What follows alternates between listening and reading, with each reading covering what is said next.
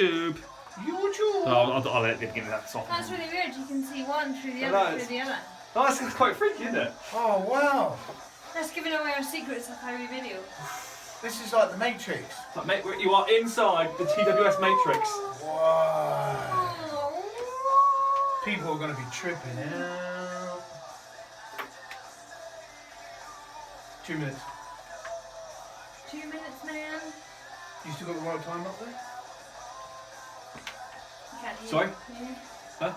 Nothing. We were talking derogatory comments about it. You snap to YouTube. Sorry. Derogatory. Come on. Yeah. It's really loud. Turn it on right this second.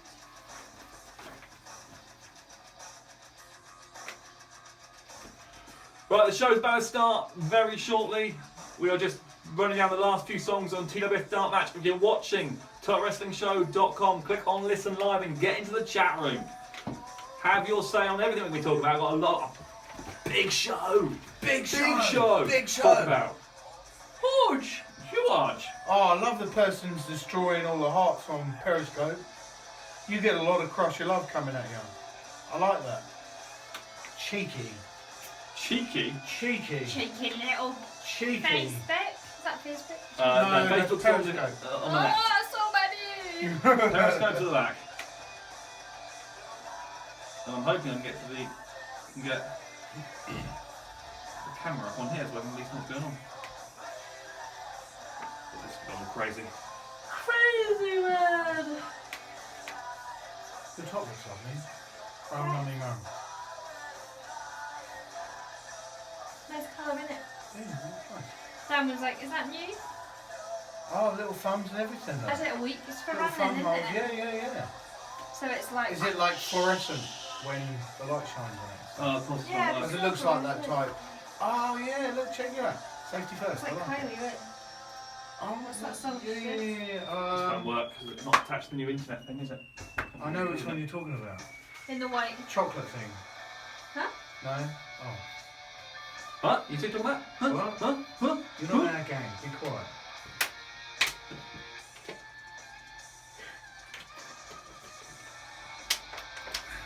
Is that the one where you see Kylie's bum in it? What? That song? The white one. Yeah. La la la la la la la la la. I can't get you out of my No, head. that's the golden Loads of love, shorts, isn't it? loads of bum in that. That's the No, shorts. she wears white in it. Oh, Get on the Google. Jonathan Nicholas Dawson wants to know, hey guys, how's it cooking? Cooking. Everything is cooking without pineapple, thanks. We're smouldering in here. Ooh. Almost literally.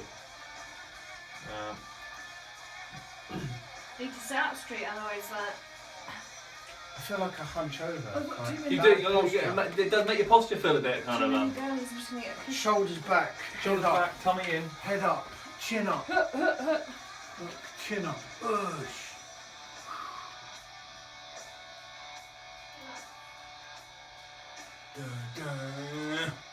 Set off manual. Is that a Brothers All t-shirt? Yes, Where's my Brothers All t-shirt? that's one they gave me. Gave to me. I gave it to me at the start. It says their dummy one. So test one for their prints. Where's mine? I just want to have merch advertised. Like I don't get enough advertising as it is. No, you shouting. Ooh. Burn. Right, we're gonna go on. All right. Shall we?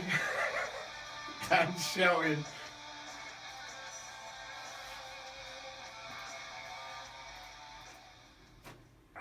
Nice one, Crush. Strong start there, mate. And welcome everybody.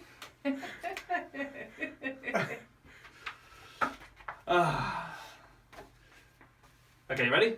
I can't hear anything. That's good. Not be playing yet. Go, let's hit it. Play it. On. Here we go.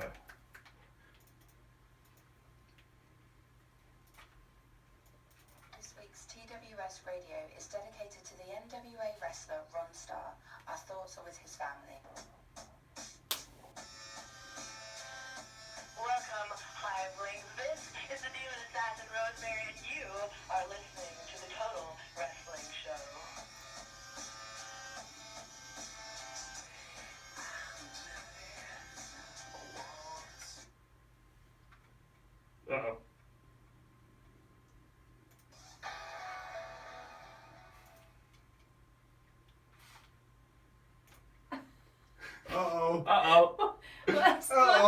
gone wrong. What's going on then? Oh no, where's the intro gone? Uh-oh.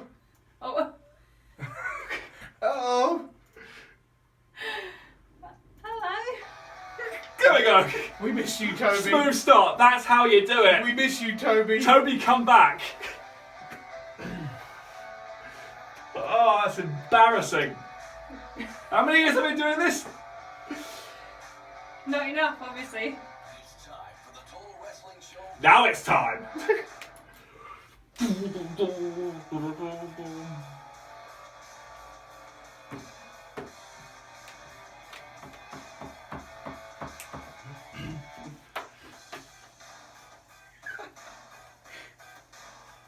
In a week where WWE proves that Joe is a choke artist, Impact hits India, and WWE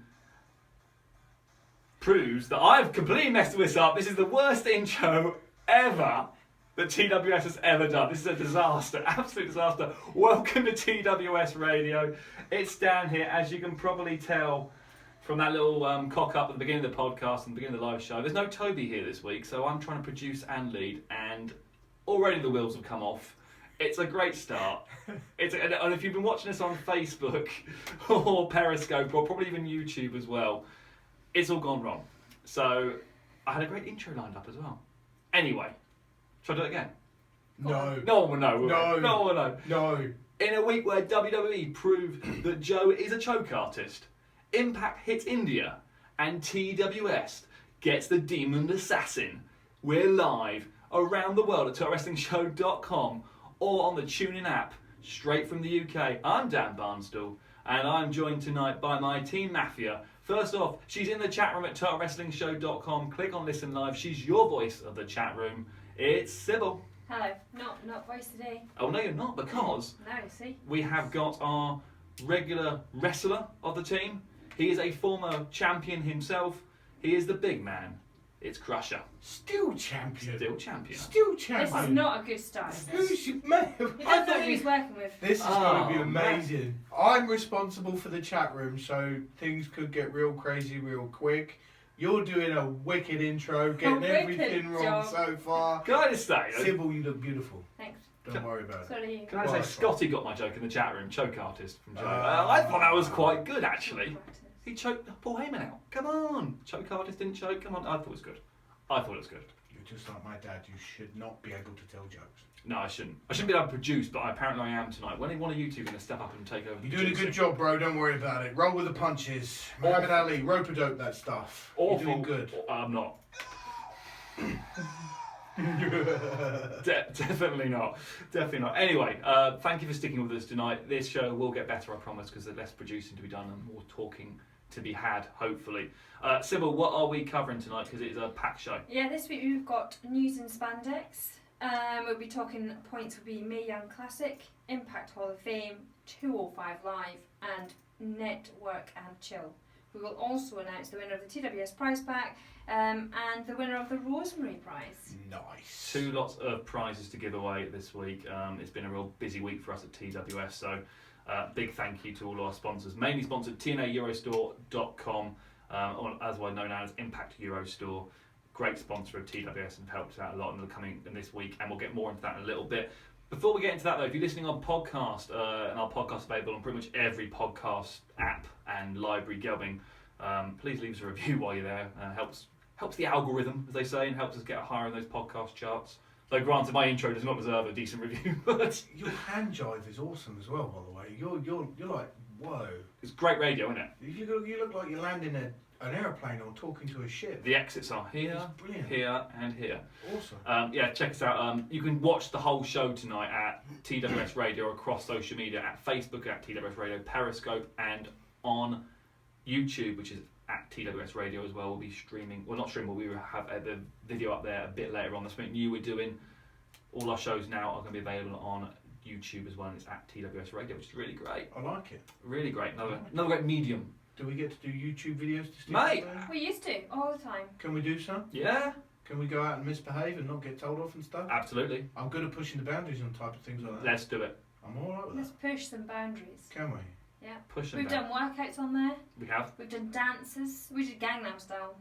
Wow. Yeah. Yeah. We did the Trish Stratus yoga on there. Wow. It's all on there. We did the ice bucket challenge. Ice bucket challenges. Double wow. Yeah, We used to use it a lot. we have done quite a bit. There's a few old interviews on there as well. We will continue to use it as of now. Oh, That's praise it. indeed. That's it. Well, lots of exciting things with TWS. We'll get into them in a minute. Now, if you listen on podcast, you miss out on TWS Dark Match, which is the live show every Sunday from 6 p.m, where we play random music, Good tunes on there this week. great tunes We were as well, throwing some shapes in it. and some random chat. Now, there's always a link to the music.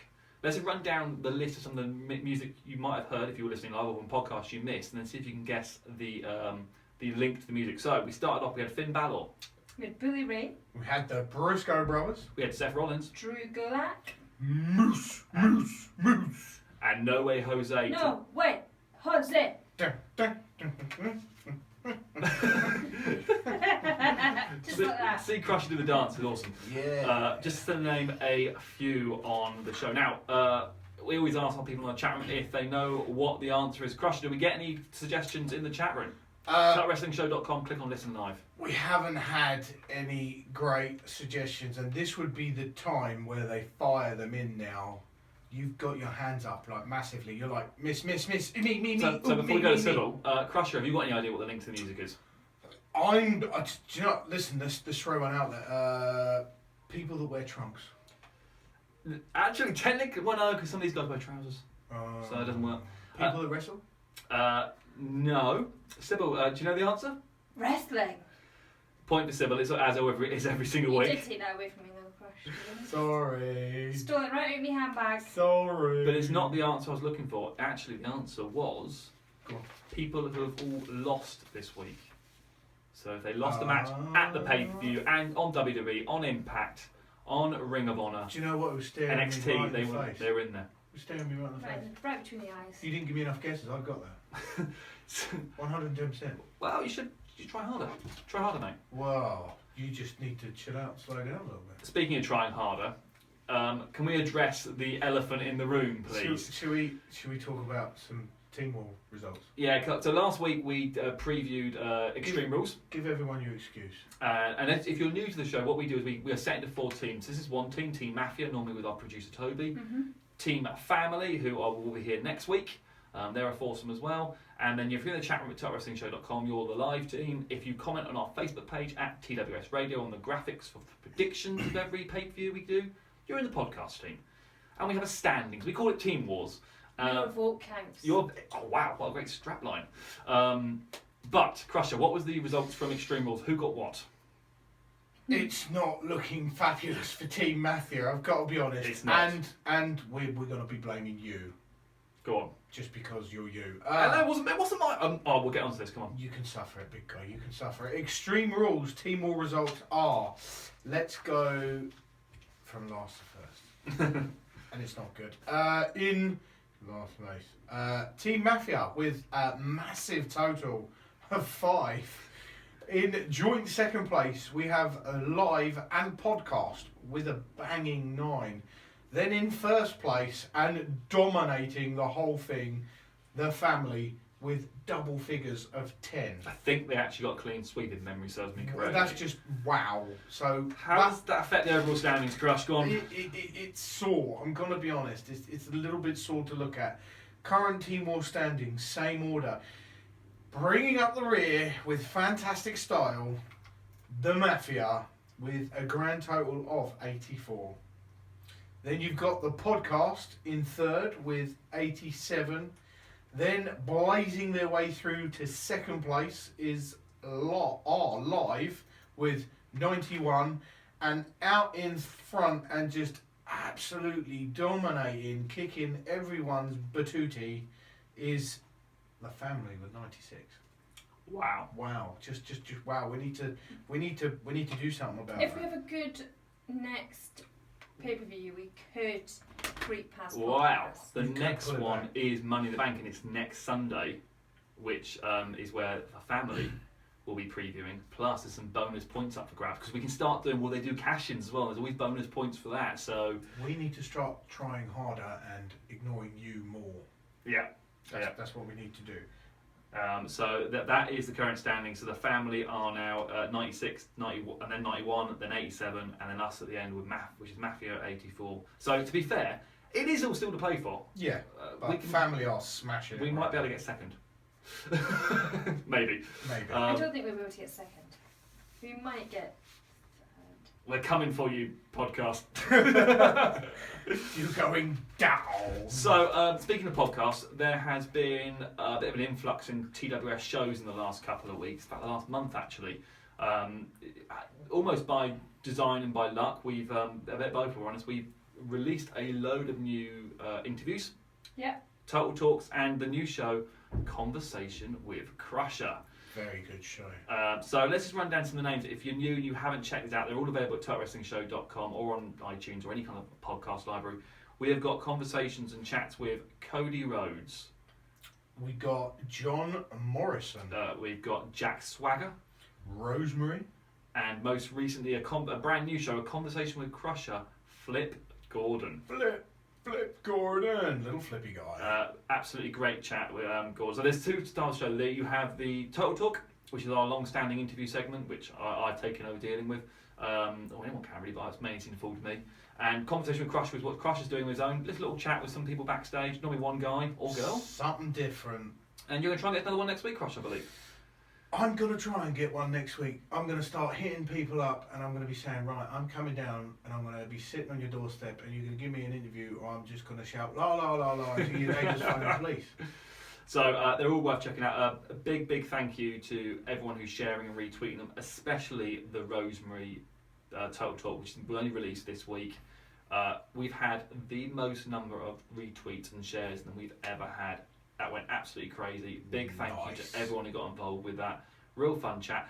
I will say probably one of my harder interviews to do because she did it in character, which never easy, as I'm sure anyone who's ever spoken to a wrestler in character, it's a challenging thing to have a conversation with them. But she was a really lovely lady, and she played Finish Him still. She answered Pineapple Gate, which is the question which everyone is talking about now. In fact, so much so, people are jacking our stuff now, Crush. Aren't they? They are jacking our stuff. It's over Facebook Live, Twitter, everyone. Periscope, everyone is trying to... Everyone's on the bandwagon. So we actually should say, a bit of a sad note. Pineapple Gate. Does pineapple belong on pizza? It's a simple yes or no answer. It's causing issues though. It's not a simple yes or no answer. Well, it's had a bit of an influx this week because I'm going to get... Cybil, can you pronounce his name? Sam Panopoulos. I said it right before the show. He was 83, he's Canadian. He was the inventor of the Hawaiian pizza. He passed away this week, sadly. Does this mean we have like kind of a supernatural power almost? Because we're starting to talk about it. It's taken over the world. And the poor guy's died. We need to be careful what we talk about because this is something serious. That's the kind of power I don't want TWS to have. We have a habit of... This isn't good. of that effect on people. But there's also someone else who's trying to jack our stuff, Crush. Who's this woman? Samantha... Lovely lady. Quack. That's the one. My eyes aren't too good. I'm just going to blame my eyes anyway. She's an Olympian, though. She's an Olympian. She's an Olympian hockey player, if I remember rightly. She's a good girl. She came bronze or silver, I think it was. She's jacking our stuff. She's on Twitter jacking our stuff. She's allowed to. She's an Olympian. She's represented the country. She can jack anything she likes. Yeah.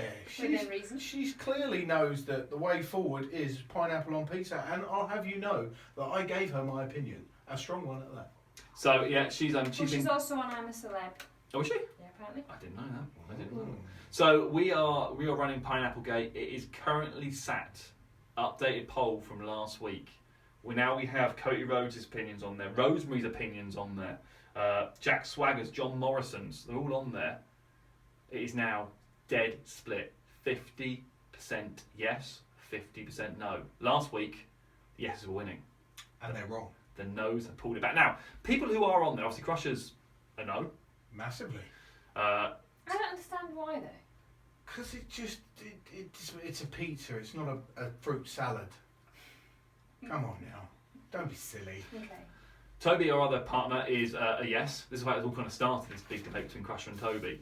Now, me and Cybil haven't actually vocalised our opinions. We're not on the board yet. So, we're not on the board yet, and really, to be honest, I think I should have been the first person on the board. But... So, Cybil, pineapple on pizza, yes or no? Yes. You're a yes. Every time. Pineapple on everything. I'm going to let that slide because you're a fantastic woman. We're But going to put it on after the show. that's no good. Pineapple on everything. Pineapple juice, yeah, but pineapple on pizza, nay. I am also a yes as well. I must admit, I like pineapple on pizza. Though I don't like a lot of it, but I will eat it. So I'm going to put myself with a yes. That sounds like you're on the fence. No. You've got to put yourself yes or no. I'm a yes. We same conversation we had with the session moth.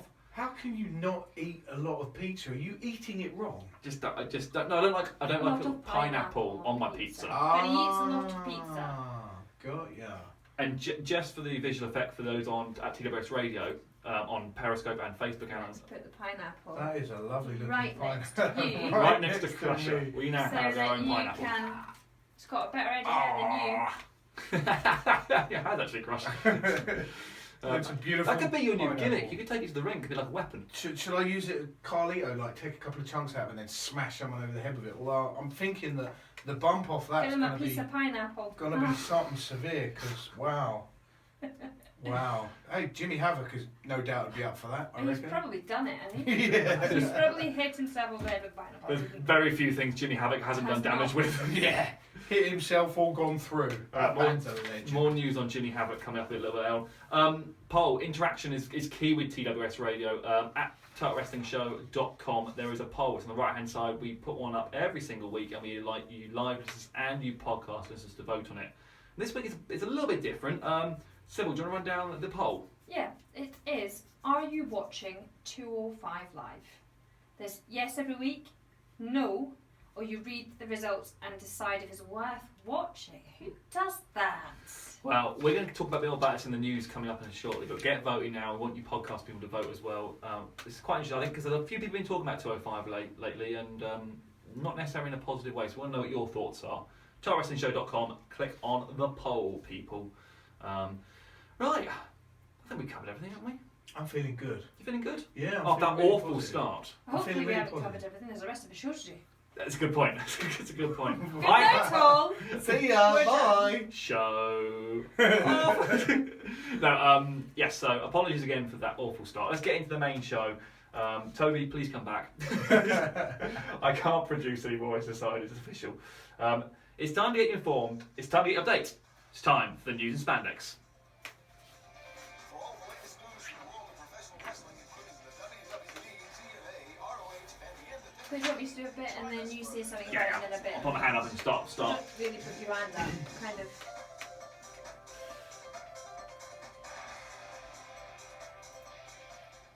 It's been a busy 7 days in the world of wrestling, and we've got all the news and gossip that you might need to know with regards to the Squared Circle. And we're going to kick it off this week with news, well, talk about the fairer sex. The Mae Young Classic is upcoming, and there's been some changes to it. WWE officials were planning on releasing 3 or 4 episodes of the Mae Young Classic at a time instead of 1 new episode each week. However, now reports are stating that a preview special for the tournament will air on the WWE Network on Sunday, August 20th, with the first round of the tournament being released via on demand during the final week of August as a way to let fans binge watch the episodes. The second round of the tournament will then be released during the first week of September. The original plan was to release them during SummerSlam week, but the decision was made to hold off the Mae Young Classic so it isn't overshadowed by everything else going on in that week. The live finals have been scheduled for August 29th, but the new date is Tuesday, September 12th. So this is interesting. Now, the Mae Young Classic is going to be a 32 women tournament, women all round the world, and well, I'm not going to say too much. Unofficially, we can't say it yet, but unofficially, there is a friend of TWS definitely in the show. Is it me? It's not you, Crush. Oh. It's It wasn't you. it's not Cybil either. Oh. I was close though. You. But apparently, Lissy's going to be busy most of August. Just saying. Oh. No, we will let you know more when we can tell you more, but we have been told that there is one person who we know who's in the tournament, which is great news for that person. What's your kind of opinion on this? Because I'm generally curious, because I'm not a big fan of Netflix and that kind of stuff, but do you prefer, because they're going to record all these, and they were planning on pre-recording them and releasing them in like a bulk load, like they do a lot of Netflix and Now TV, it's kind of stuff, now Amazon Prime, that kind of stuff. is that a good thing from wrestling point? Because spoilers are so prevalent out there. Is it not better just to do it one a week? I like a binge watch. Do you? Yeah. Even with wrestling? Yeah. When I'm watching TV series and stuff like that, it's all about the binge watch. Like, you've got to watch maybe 2 or 3 on the bounce. You can't just watch one and done. And that is going to work well with this because I'm looking forward to this. Oh, absolutely. Yeah. I'm really looking forward to this. And if the first episode starts off as an absolute scorcher, you've got the opportunity then to go on the bounce. 1, 2, 3, 4. It's going to be brilliant. And I get that, but one of the main complaints that our listeners give us, and please tell us in our chat room what you think of this, is that Impact's pre-recorded. They bulk record 4 or 5 weeks in a row, and people go, I don't need to watch it, just read the spoilers. Well, is this not going to get the same thing? I know the same thing we said for NXT, and that doesn't seem to have the same kind of issue, but this, which has been quite big about a load of new people coming into it, I kind of wanted to see this kind of live and kind of... But it's also a really good way of remembering who everybody is and who was last doing what with who. yeah. Because there's going to be a lot of new people, a lot of new names. 32. And I sit and binge watch things, so I could quite happily sit and watch that all one by one. Spoilers are everywhere, though, aren't they? It doesn't matter where you go or what you do, someone's going to be spoiling something. Even in this kind of wrestling world where there is so much wrestling content out there now, just from WWE alone, if you include Impact and Ring of Honor and New Japan, all that kind of stuff. Everything. Is this not, for me, I think, I don't know, I just think this could be something different. They did a live show every week, and I appreciate the logistical side of that would be more challenging doing a live show every week. But I just think you get more interest in it. I think bulk watch, I'm glad they're not bulk watching it now, but I think that it's all pre-recorded is actually a negative to it, in my personal opinion. Chris Twigger and Scotty220 in the chat room said that the CWC was pre-recorded and it was good. That's true, it was, yeah, I get that, and yeah. Chris Twig says, I actually like the way they're going to do the tournament. It's something different, which I think WWE needs occasionally. Yeah, totally agree. I think it's going to be brilliant. I can't wait to bulk watch it. But the thing is, as well, is you've got that opportunity to spread it around if you want to, because there's 4 episodes there, and you don't have to bulk watch it if you don't want to. No, but we all know you're going to. Okay, Spitball. Any names, particularly from the independent scene over here, or maybe anywhere around the globe, that you know that another family covered a little bit of this last week? Yep. But female wrestlers that you'd like to see in the tournament, that you think, well, they're not necessarily going to win it, but you'd like to see in there. Ooh. We're throwing some names out there. Yeah, there's a couple of Rev Pro girls that would be great in that tournament. You got Zoe Lucas. She's fantastic, cheerleader from RPW. Okay, yep. She's doing a thing with cupcakes now. Everyone gets a cupcake in the face. Hey, you can't go wrong with that. Can't go wrong with that. Zan Phoenix. She's fantastic. She's athletically gifted. She's flying all over the place, and she gives one hell of a beating. I've had a couple of beatings off that woman in the ring, and she just beats the living life out of people. She's also got a very different look, heavily tattooed. Yeah, I know heavily Ruby Riot's tattooed, over there now piercing. as well, piercings. She's got bright yellow and orange hair. She's definitely something different to watch. It's looking good. Yeah. Yeah. So, anyone from your point of view, from the female point of view, you'd like to see? Yeah, is it Tony Storm. Oh, really good. I could see her being in there brilliantly. She has come a long way since we interviewed her at BEW. That was many years ago. She's got herself looking even more lean. She was lean before, but she's now actually really toned. And Kaylee Ray, again, everybody's saying that. Viper.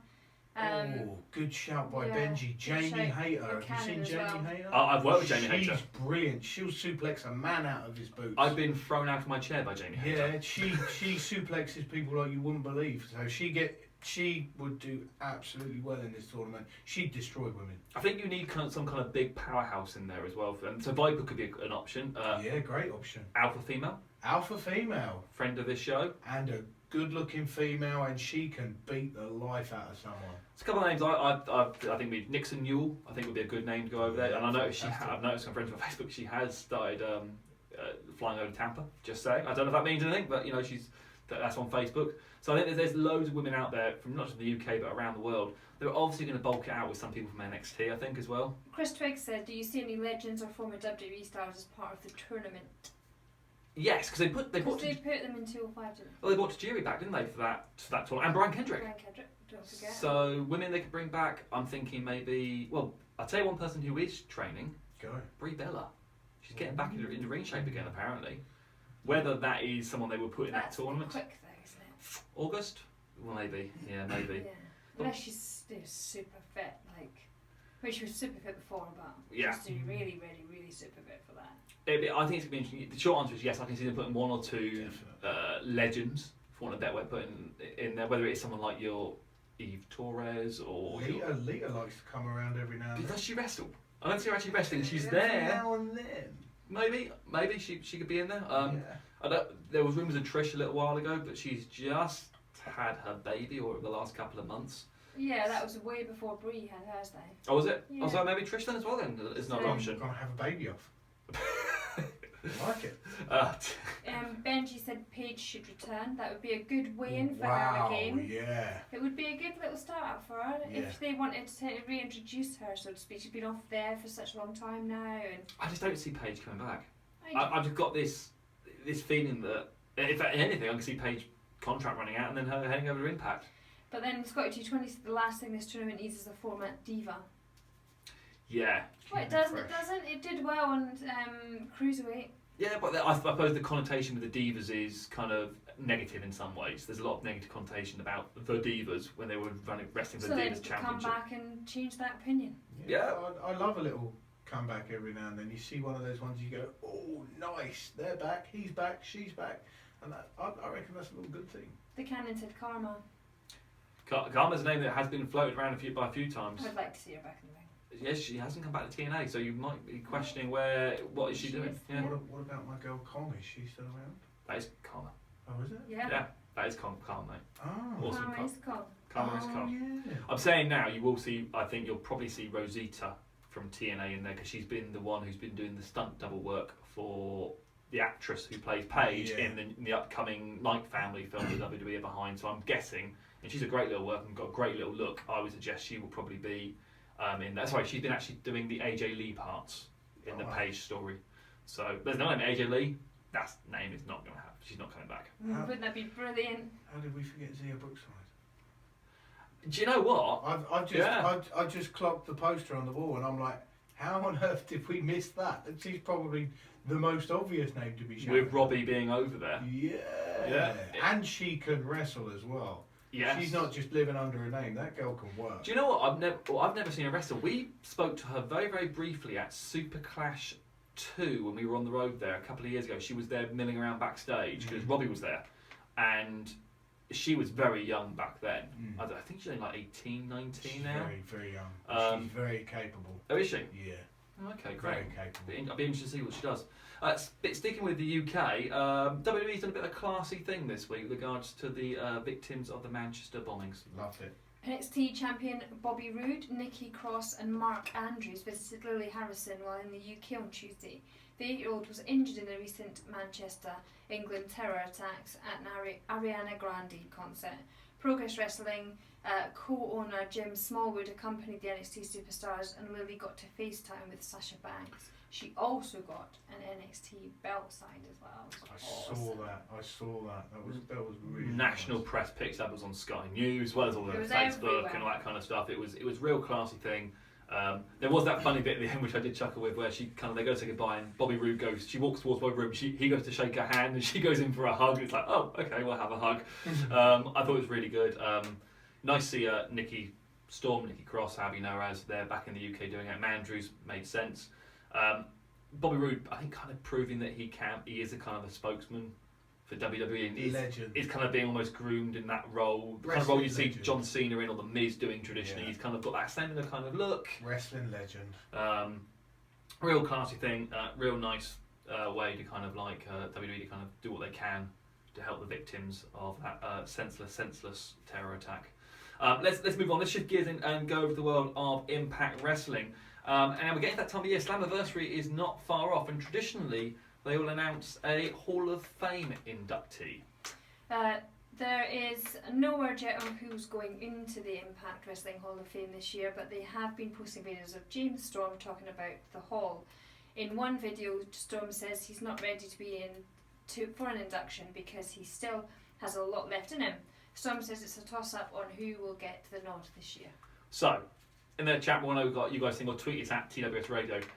Impact Hall of Fame this year, it's a contentious kind of thing. I think a lot of people kind of question why Impact has a Hall of Fame. The problem you've got with a lot of the Hall of Fame inductees is that they are now in WWE. If you look at Sting, Bully Ray, Bully Ray's now in Ring of Honor, Angle, AJ's not in the Hall of Fame. No. But the other names that are still with Impact that are in the Hall of Fame are Gail Kim, she's still technically with Impact, Elle Hebner, and Jeff Jarrett. So, if you had the pencil, or you had the pen, who would you put into the Impact Hall of Fame this year? For me, Yeah. Abyss. He's not a bad shout. A legend. He's been there for a while as well, and that guy is a worker. Holy crud, is that guy a worker? I'm a big Abyss fan. I'd love to have a match with that guy. I'd love to interview him, and I'd just love to maybe just lick his face because I think he's amazing. There's a Conversation with Crusher podcast. There you go. There you go. I'm going to hit him up. Dead right. But yeah, no, he definitely have to be in there. That's my first pick, without a doubt. Sybil, who would you put in there? Anyone that kind of jumps to mind? It's difficult because the Impact roster is not. There's a lot of people who are legends within the Impact roster who maybe aren't with the business, not with the company anymore. So it's a challenging one. Probably James Storm is an easy one. He has been there a long time. Since day one, pretty much. And he could still be a working Hall of Famer. They do that. A lot of the guys they put into the Hall of Fame are still having matches, aren't they? So You said doo-doo. I said doo-doo. Okay, generic question, and this can be WWE or Impact or any Hall of Fame. Should you be inducted into a Hall of Fame if you are still working? Or should it be for someone who's retired? Then who have they got? I agree, it's different. Well, With someone who's retired or not, who's retired or who's moved to WWE. There's not a lot there, is there? Here's a good question. Can you induct someone into the TNA Hall of Fame if they work for WWE? Or is that like a conflict of contract I would suggest you can't shout out, hey, we're inducting said person into... I think it depends It's just it wouldn't be allowed. on copyright. Because, for sake of argument, the TNA hold, as we reported the last couple of weeks, the rights to the Broken Hardy gimmick. Yeah. They got the copyright on that. Yeah, so there's to and fro going on. So, I suppose if you want to follow that argument, they could put in the Broken Hardys into the Hall of Fame. They hold all the actual video footage, all that kind of stuff. But you haven't got anyone there to accept the award, have you? You've got no one to do the speech, no one to do the grand ceremony with. And that's the problem you've got. For me, I've thrown him out there, Jeremy Borash. Yeah. Do you know what? That guy's been there, like James Storm, and I think Abyss only slightly shorter, has been there since day one. And I think he's a great ambassador for this company. We've had him on the show several times. Great guy. Great guy. Lovely guy. And I think he clearly works his heart and soul for Impact. He should probably be in the Hall of Fame. But again, against my own argument, he is still, in air quotes, working. Scotty 220 said, I think Hoffs are for people who are retired in whatever sport or entertainment they have been in. I kind of agree with that, to be honest. I think there should be kind of a way of celebrating their career after they've retired, or for whatever reason. It's a bit of a definite point, though, isn't it? If you're going into the Hall of Fame, it's kind of like you're not doing it anymore. You might just do a one-off every now and then, kind of thing. Well, if you look at the majority of WWE people who are in the Hall of Fame, they aren't workers, are they? They're not working anymore. I mean, I know you get the odd match. Right, because it's something you aspire to do. Yeah. It's not something you were given. So does that make it seem more prestigious? The fact that you're going to a Hall of Fame. I mean, I know there's a I think Hall the of Fame. WWE Hall of Fame is more prestigious than the TNA Hall of Fame. Oh, Right? obviously. You don't see it. Obviously. Massively. But does it? If the TNA Hall of Fame was for all the retired people, people who no longer worked, would that not make it seem more kind of, again, like you're saying, well, prestigious than having people we know? Kurt Angle's in there; he's going to have another match at some point. Bully Ray's in there; he's wrestling in Ring of Honor currently. Yeah. Well, Chris Twigg says Mike Tenay and Marty Leo Quirk says Taz. Oh, good shout. Good shout on Taz. I like a bit of Taz. Taz be It's a different. machine. Yeah, he didn't do much in TNA though, apart from a bit of managing and commentating. He wasn't really. He did some aces and eights gimmicks as well. Yeah, I love it. Is it getting hot in here, or is it me? Remember that from the wedding where he took his jacket off and did the ace and eights thing? I love that bit. Yeah. Well, tell us who you think at TWS Radio, hashtag TNA Hall of Fame. Let's move over back to WWE and his links to our poll on the right-hand side. 205 Live, a contentious subject at the moment. There's been talk of using more main roster female superstars on WWE 205 Live as a way to try and boost interest in the show. So we've seen Alicia Fox being involved with Noam Dar. She's managing him, in air quotes. The last couple of weeks, Sasha Banks has been on 205 Live to help promote the match, the mixed tag match she was having at Extreme Rules. 205 Live. I wanted to kind of discuss this because I've been on air. I've been very vocal about this on air. I'm not sure Throw it about out there. Throw it I'm out not particularly enjoying the product. I know Scott and the family love it and they say it's a must-watch show every week. I think for me, I find it skippable. I don't watch it too often. It's There you not go. something that I have to feel I need to watch. I appreciate the guys that are on there. They're very talented. They try and do something different. I mean that there's what's his name? It's an Ali guy, I think he's. Mustafa Ali. That's him. Really good, really talented, doing something a bit crazy. Just doesn't float my boat though. I don't feel like I need to take time out of my day to log on to a show dedicated to people under 205. So, by that own argument, are we not going to have a similar feeling when the women's show finally comes onto the network, or the UK show that finally comes on the network? Are we going to have the same thing? Where it's not the main shows, it's not Raw, it's not SmackDown. Yeah. What's the desire for me to really watch it? It's kind of horses for courses, really, isn't it? I mean, the women have always had the sex appeal, but the women are now wrestling sometimes head and shoulders above some of the guys. Those girls can really go for it.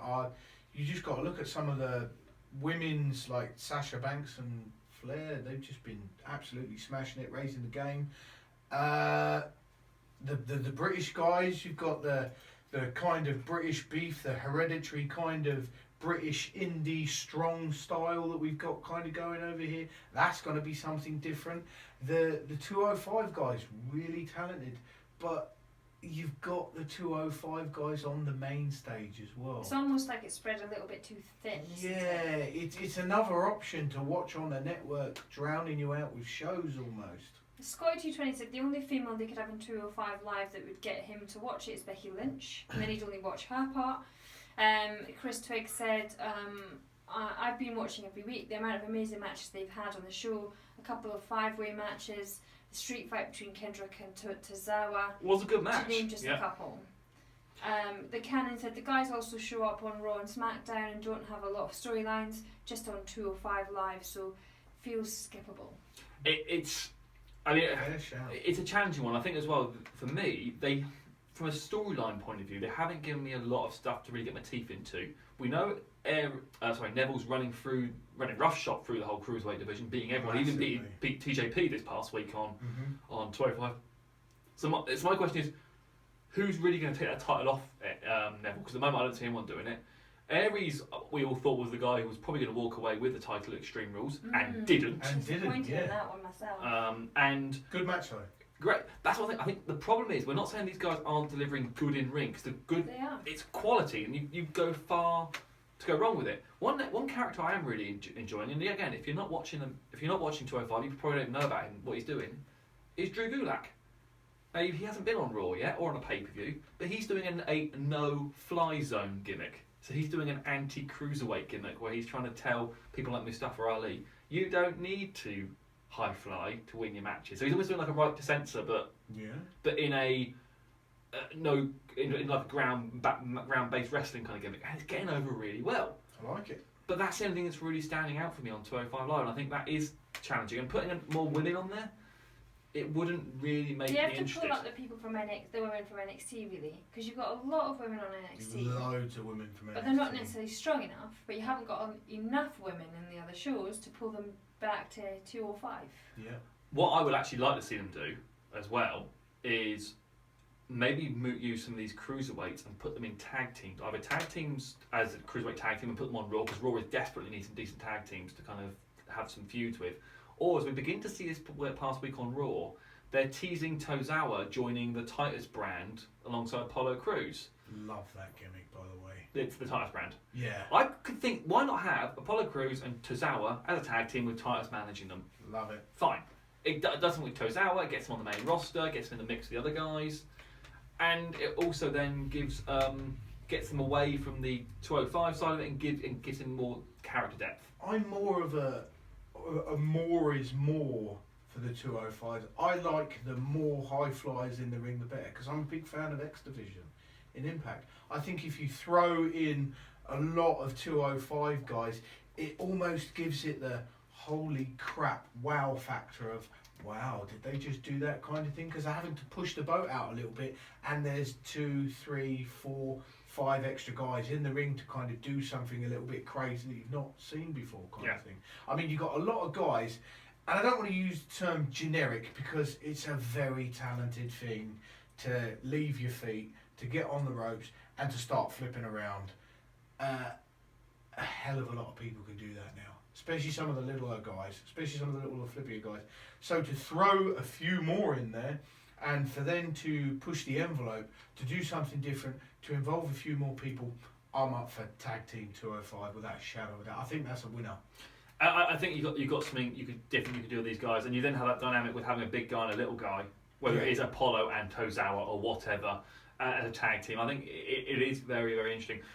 Sticking with 205, we've got some almost comedy-related news linking into the name change of TJ Perkins. The rumour behind the scenes is that TJ Perkins was forced to change his name to TJP because Vince McMahon hates the restaurant chain Perkins and did not want people to associate one of his WWE top cruiserweights with something he disliked so much.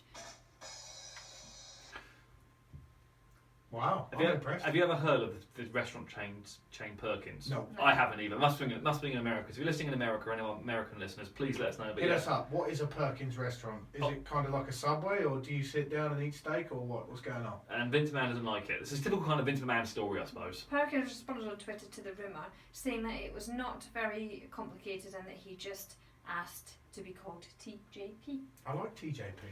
It's great. I'll tell you one thing I like, but for the wrong reasons. Go. His promos. Have you listened to his promos? He just sounds like he did one. It was this week on Raw when he was speaking to Neville, and he goes. It's just the way he says it. It just made me chuckle. Something about that guy. Check it out. He does some very, very unique promos. And I don't know if it's because he's being scripted or whatever, but I think in ring wise, this guy is awesome. I think his character's a bit confused now because he's still doing the computer game kind of guy. I love his intro. But like the computer game. Isn't he? He is, yes, exactly. Yeah, well, that's a face. That's a face. Entrance. Wow. Because you want to dance to it. You associate with the guy. I dance to it. It's very much a face kind of thing to do, how that computer game kind of. I like it.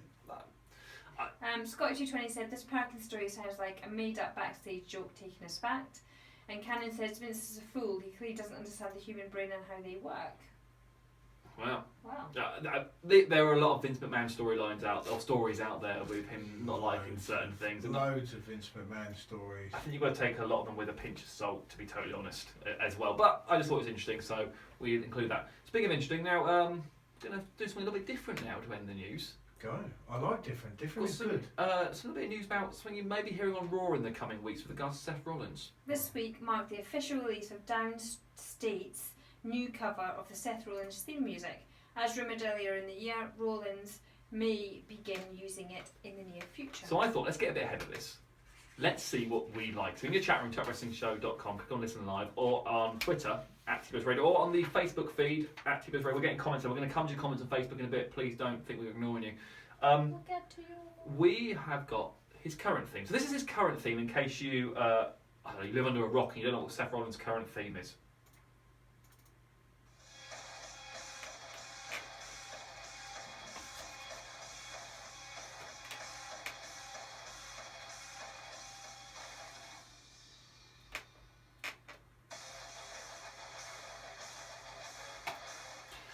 So that's his current theme.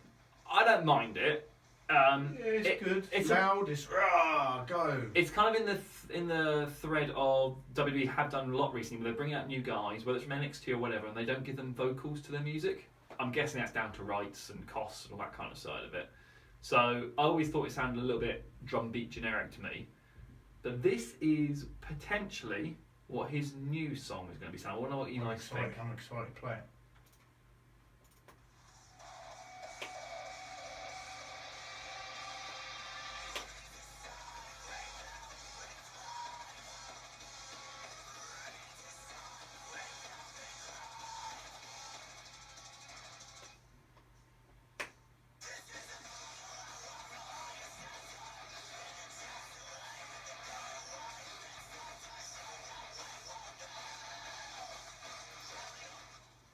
So Heavy.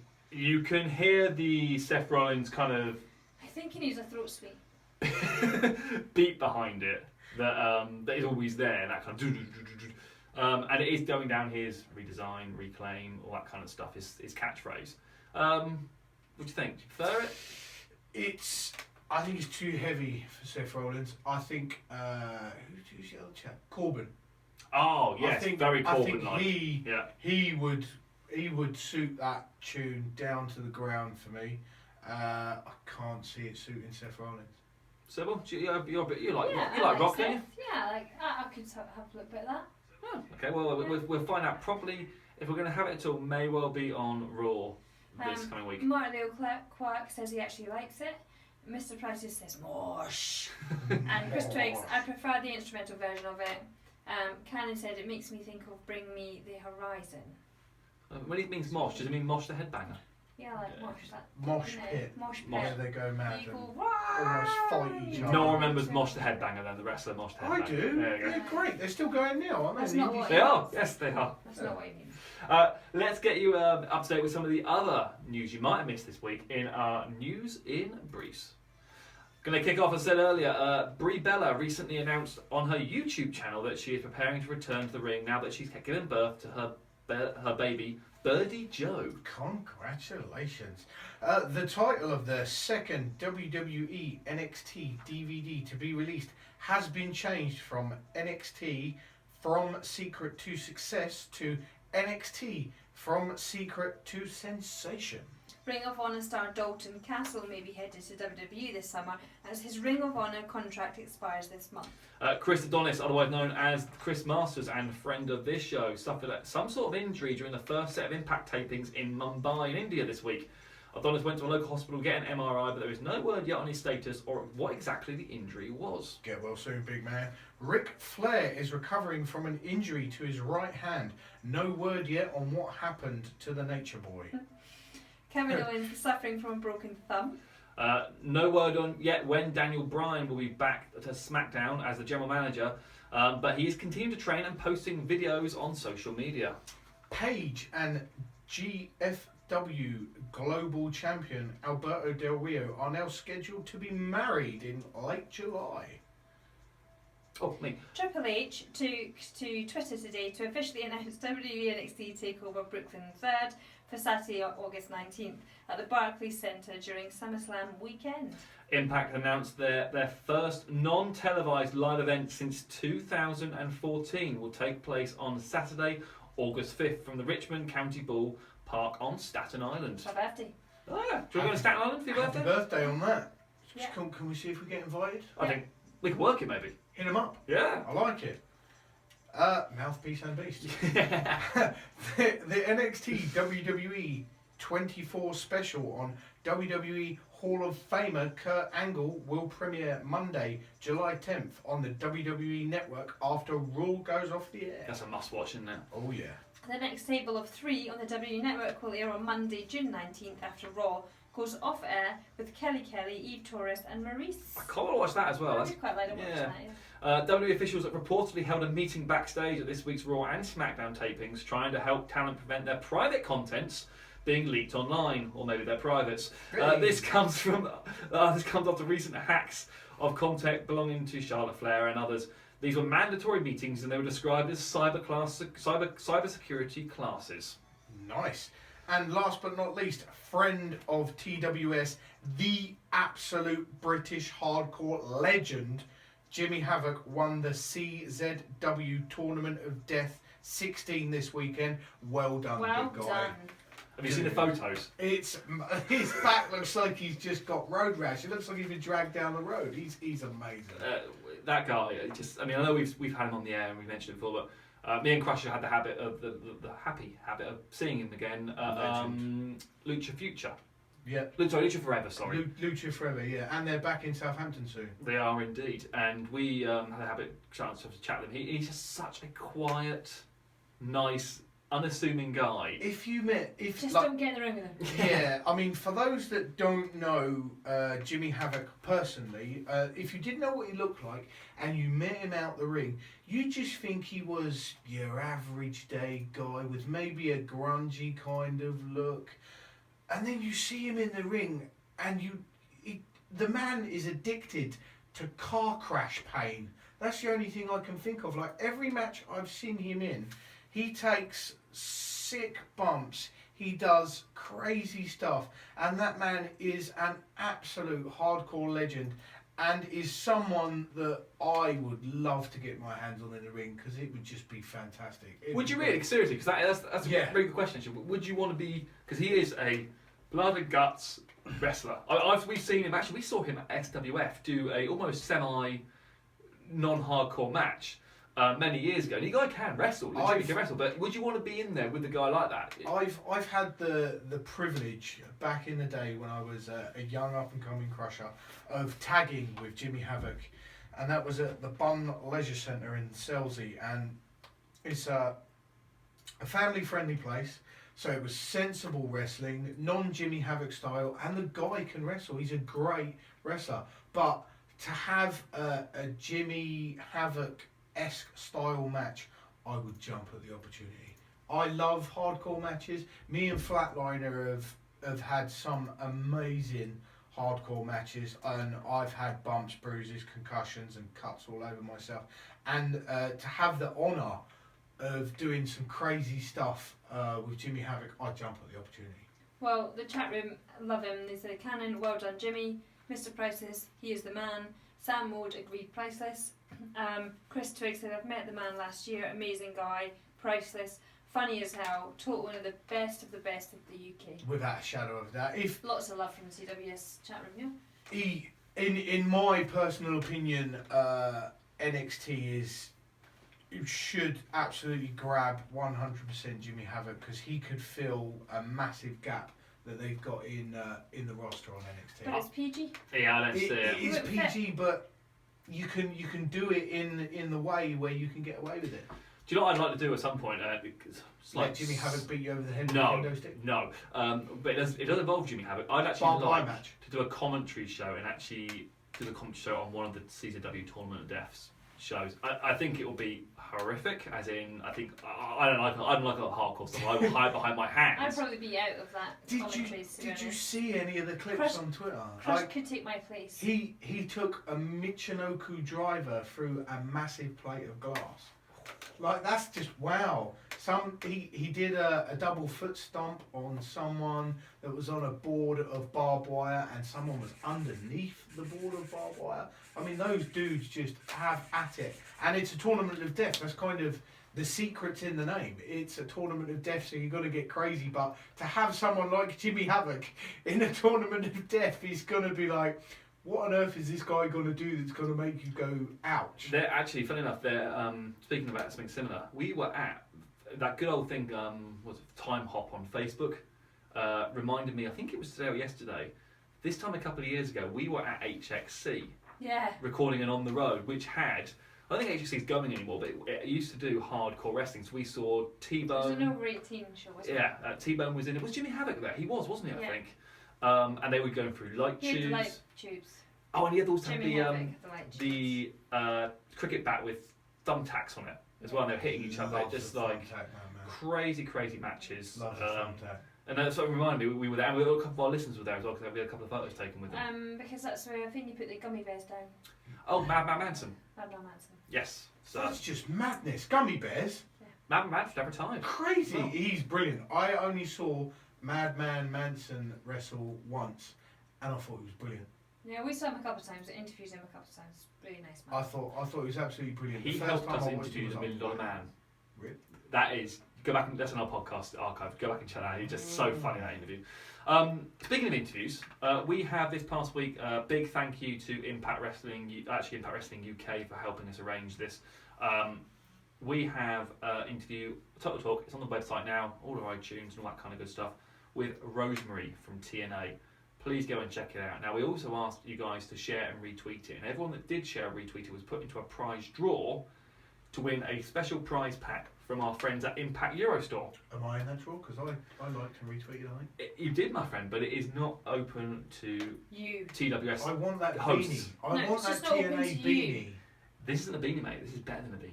Is it better than a beanie? This is official. What's better than a beanie? This is the brand. You got one of the prizes. One of the prizes is a brand new Rosemary T-shirt. Nice. Do they do that in double XL?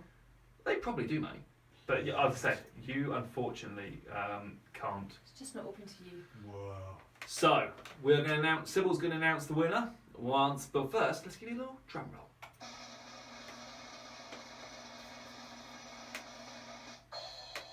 Kevin Lewinsky. Kevin Walensky, congratulations, sir. You have 1 week to send your name and address to studio@TWSReslingShow.com. 1 week. So jealous. Studio@TWSReslingShow.com. You've got a little prize pack coming to you from Impact Eurostore. Big thank you to them. We're going to stick with Impact for our trivia this week.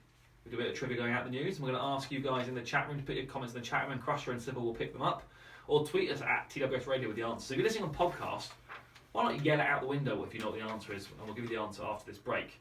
We'll see if my two co-hosts know the answer to this as well. I'm going to guess it right. Okay, so TNA, sorry, WWE are currently doing a Money in the Bank ladder match Yep. for the women Yep. for the first time ever.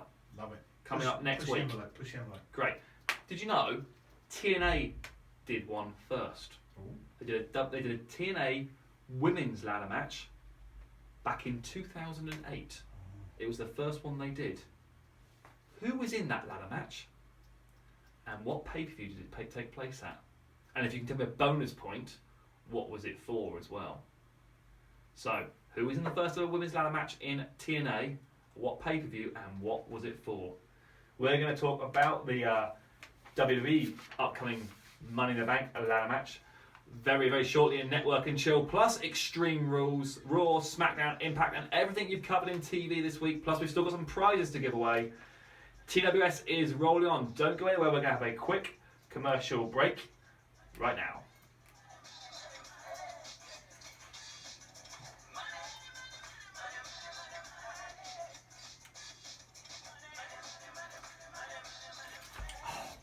Boosh. Boosh. Where's my heart? For the Hearts What's Periscope. going on Periscope? Superstars to legends. Is everyone still watching? All join us in You what? You smell it? TWS. No, he's not. Oh, lordy, How's lordy. it? 2 or 3 Rates times. and others. Crashing you excited. I clicked on to the Facebook Live I- page. And I was going, I want to comment as we're going, and I thought, oh no, actually sound, not good. It's fine, it helps our listener figure stuff.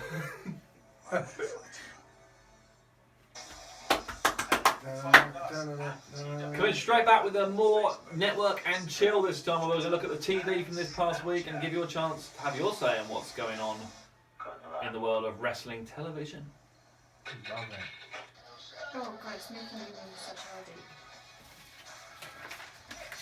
a We've got a problem because Cybil's brought her dog with her today, and he's farted several times in this very small studio, and it's disgusting.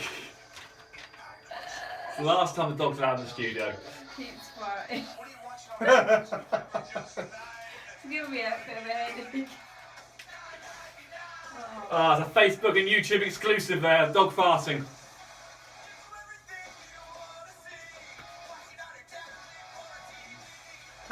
People are silent light. There you go. I've commented on Facebook Live. See, even I'm getting in to the Facebook Live, on live, in the studio. You like that? You can get the comments from it then. That's it.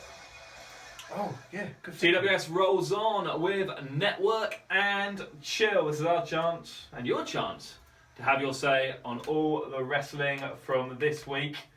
As I've just skipped too far ahead, just going to skip on. There's a little tease of what theme of the week might be coming up. You are not very good at this, are you? Do you know what it is, Cybil? Can I just tell you what the problem is? I'm being put off by the smell in this studio. So we need to put a new rule. Little Dixie Rex keeps pumping. A new rule in the TWS studio. He just keeps flowering on the carpet. Mrs. Crusher calls them love puffs. Well, Mrs. He's Crusher love puffing can all have over the place. Dexy Wex. Dexy Wex keeps love puffing. But he's old now than he used to be. Dexy Wex has been around this studio mascot for a long time, bless him. And now he's just having a little bit of trouble holding it all in. It's excitement. He's excited. It's giving me a little bit of a head rush there. I feel like I've got a bit of a headache. Just like to point out, in all seriousness, that in any radio studio, it's got to be quite small to make the soundproofing work, and having This is a small studio. the dog in there with an upset tummy is not good. So Keep tromping. I yeah, don't think he's got. It's just his age. great, awesome. You look sorry. Parts of him don't work anymore, so it's a little bit. No, that's a given. Look at Creaking Dexy and Wex's blinding. face. He says he looks like he's sorry. Can't help it. So, before the break, before Dexter started letting rip, we gave you a little bit of trivia. WWE's got his Money in the Bank pay-per-view coming next week, but Impact did a... that's what I mean, WWE's got his Money in the Bank pay-per-view coming next week with its first ever women's Money in the Bank match. But Impact did a women's ladder match way before that, back in 2008. So my question to you guys was, who was in the match? What pay-per-view did it take part in? And if for a bonus point, if you can remember, what was it for? We had a few guesses in the chat room. We've had some cracking guesses. Go on then, let's have some. We've got the Cannon with Gale versus Tyron. Taryn. That's the Terrell. one. Tyron Terrell. That is wrong. Oh, Scotty 220. Gail Kim versus Angelina Love, and he's gone for Sacrifice 2008. Oh, that is part right. Oh, well then you can have Benji with Gail versus Roxy in 2008 TNA Sacrifice. Yes. Oh, swing it, swinging a hit, swinging a hit. Just going to throw it out there. Roxy is a good one for that women's. I think she's kind of retired now. I think she does yoga and that. She does yoga, bodybuilding, and that kind of stuff. She is lean as ever. If you follow her on Facebook, she really is quite jacked. I mean, well, but I don't think she works anymore, as in wrestling works. But no, yeah, that was right. That was the first TNA women's ladder match. Now, do you remember what it was for, though? Is anyone going to guess what it was for? I'll guess it was for climbing a ladder. It was, but what was on top of that ladder? Briefcase? No. Clipboard. There was a clipboard. With a contract. For what? A title shot. Correct, it was. Wasn't for the women's title match. It was for a number one contender match. Ooh, So there you go. check that out. So, a little bit of trivia. So we're going to talk a bit more about Impact in a bit, but first of all, we've got to cover some of the stuff that's happened in WWE this past week, and I think it's what on everyone's mind, and we've had it all over our Facebook page at TWS Radio, and especially on our video as well. People have been asking us about it, and Extreme Rules. Samoa Joe won the extreme fatal 5-way. I love that. Do that again. Extreme fatal 5-way, making Finn Balor tap out in what was actually a very good match. Didn't tap out. Sorry, he passed out. It was the old Passed out. Austin kind of. Don't you ever say that my man Finn tapped out. Apologies, Crush. He's a good lad. But as we've got comments on our Facebook, Mark Hind and Sam Anthony Heppel want to know what we thought about Extreme Rules. I really liked it. It was a fun pay-per-view to watch. We got some feedback, which I think on our Facebook page, which I think is some people thought differently. But I quite like the question. What do you think? 3 out of 5 for me. It was a good watch. I was a little bit kind of with the tag cage match because one of the Hardy Boys left the cage. Got back in. It continued, and it was so you both have to leave the cage, and then it was like, hang on a minute, because now they're now going to beat the snot out of one of the Hardy Boys, and it was a little bit, but yeah, no, good watch. 3 out of 5 for me. I liked it. The other thing I found a bit weird was the match where you could lose the title by DQ for the Miz and Dean Ambrose, and there was a whole issue with the turnbuckle was taken off. Is that a weapon or not? Yeah, and then he waved over his missus and said, "Quick, hit me!" And then it was the distract, and it was a little bit. I thought that was weird, especially do it an Extreme Rules pay-per-view as well. Yeah. But apart from that, yeah, fairly strong. Cybil, you got some of our Facebook feedback. Yeah, Kevin Lewinsky said the fact that a normal episode of Raw is 3 hours and the pay-per-view was 2 hours 45 just seemed like another show with 2 good matches and then filler matches. I hadn't even picked up on that. That's good. That is good eyes. Really Stephen Satin said not a good pay-per-view by all accounts. Extreme Rules have never been extreme since turning into a PG product. If you count NXT, there are only 2 face champions in Asaka. Circulation? The women's NXT, I can't say her name or something. Asuka. Asuka, thank you. And Naomi. Has Raw become the B show while SmackDown has moved into the A show status? Wow, he covered a lot there, didn't he? In that one. Marty Leo Quest says, great pay-per-view, full of great matches. The main event was incredible. Sorry, Asuka. It's an interesting point Stephen James Sutton made there about Asuka and Naomi are the only face champions, but it kind of links quite nicely back to Joe and Lesnar. The impression I get... It's the dog fight again. The impression I get, dear God, is that Lesnar's going into this match as the face.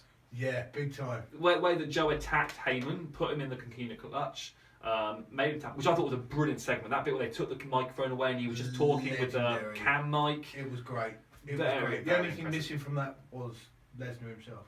I think that's good because in some ways I don't want these guys touching. I've got to be honest. I was sat poised because I very rarely sit up and go, come on, I want to see this. I want to see this. I was sat up going, if Lesnar goes down to that ring now, it's gonna get crazy. But this match is at Great Balls of Fire. I think it's about 3 weeks away. Mm-hmm. I don't want them to touch between now and then. This is a first time meeting between Joe and Lesnar. I'm so looking forward to it. It's going to be a hard hitting match. Massively. Hopefully, touch wood, fingers crossed. The Cannon said, I need Joe to beat Lesnar now. The title champ needs to be on TV, not sat at home watching it. Fair shout. Fair shout. I know we're going to get into previews in the coming weeks with regard to Lesnar and Joe, but early predictions: do they flip the title to Joe, or is this purely? Bear in mind before you say yes or no. You just said yes, but the rumours are Lesnar is being primed for Braun Strowman when he comes back, and ultimately they want to get to Roman Reigns, Lesnar for the title next year at Mania. Now, granted, you can put the title back on Lesnar at that time or on Roman Reigns before then, but do you flip the title to Joe now, or is this just a holding pattern? I think there was a lot of kind of, if you read into what they were saying, what Joe was saying, he wants Paul Heyman. Yeah. He wants everything that Lesnar's got. He said it, didn't he? Word He for word. said it. And Paul Heyman said, if I was your guy, kind of thing. And I think that we definitely should see a swap now, because if anybody can take him on, Joe can. Because he's built as well, and he's a big guy. And Can he's, have a he's fight fast as well. guy Can as have well. a fight as For a well. start, And he absolutely. can fight hard too. And I think that is that's the start of the turnaround. And then you've got a different, because then he can be defeated by the bigger guys, but the smaller guys can't do it. That then opens the title run to other people, because who could then take on Joe? Yeah, great shout. I can see it going either way. I think more likely Lesnar's walking out with the title still. I think it'll be a hard hitting match, and I think Lesnar will will come out of it hurt, in air quotes, from Joe. I just don't see them. I just see this being a holding pattern until Braun Strowman comes back, and then ultimately they're going to go to maybe. I got a feeling they're going to Finn Balor after that, because they mentioned it several times. Finn and Joe would be a good match. Interesting enough, Finn seems odd man out at the moment. If you think about Raw this week, and I'll jump in ahead of it, we're putting Joe with Lesnar. They look like they're putting Seth Rollins back with Bray Wyatt, because he got involved in Bray got involved with Seth's match with Roman Reigns at the end of Raw.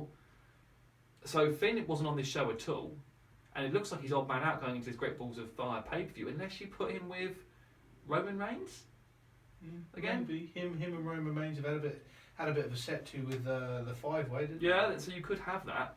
But yeah, I'm kind of curious. I mean, I'm not excited about the name Great Balls of Fire by any stretch of imagination from the point of view of the pay-per-view name. Have you seen the logo? No. Check the logo out. I don't want to say too much, but I also don't. You just want me to Google Great Balls of Fire and I'm going to get spammed by all sorts of things. But it does look like a phallic symbol. It does. See? Honestly, See? it does. I'm going to get told off by Mrs. Crossout. She's going to check my phone and go, what have you been Googling? And then I'm going to get in trouble. Why? And then she'll say, go to the doctor. Yeah, because you're Googling Great Balls of Fire. Yeah, end of story. You can get Trying to you can get destroy cream my for love that. life over there. Scotty 220 said the show is suffering with no champion there. Lesnar has done nothing. It'll be 98 days when he defends the title. 98 days of barely being there at all. Like Wow. there's a difference from being on the show and not defending your title, and there's a difference between not turning up at all. Even though that's does that work for a champion? Bearing in mind they actually stripped Naomi a little while ago of the championship because she couldn't defend it for 30 days. But you've gotta love the kind of pedigree that comes from the guy that can not show up for 98 days and get paid carrying the strap? I mean, him and Paul Heyman, genius business guys. That's amazing. I am not saying that Lesnar and by association Paul Heyman aren't right in what they're doing from the point of view of financial. If WWE is going to willing to pay Lesnar to not turn up, fair play to him. Beautiful. I go 50-50 on this whole should the title be on telly or not. I can see arguments why it should be, and I absolutely agree with people saying in the chat room. Conversely, I can also see, well, actually, maybe having it off telly makes it seem more important in some ways. Well, the canon says if Lesnar holds the title to Mania and only has 4 matches, the title will be worthless by then, so it won't mean anything when it goes to Roman. So she reckons it's going to Roman for a start. Oh, that is the rumour as well. Ultimately at Mania next year. Sam Morden says they've changed the logo now, and the canon said it was dodgy. There you go. See, So no phallic shape for you. no, not for me. No, thank you. I'm very Just happy feet with everywhere. that. Just feet. I only work with feet, not great balls of fire. Whee. So okay, Cybil, you're saying they're going to swap the title to Joe? Yes. Early predictions, obviously. Early. Yeah, I can choose my mind. See what happens. Then, but right now, I reckon it'll be Joe. Crusher? Yeah, I'm predicting great match. There's going to be blood, guts, people flying everywhere. For me, Paul Heyman's going to do a switcheroo. Joe's walking out with the title. You think Heyman's going to side with Joe after Joe choked him out? Yeah.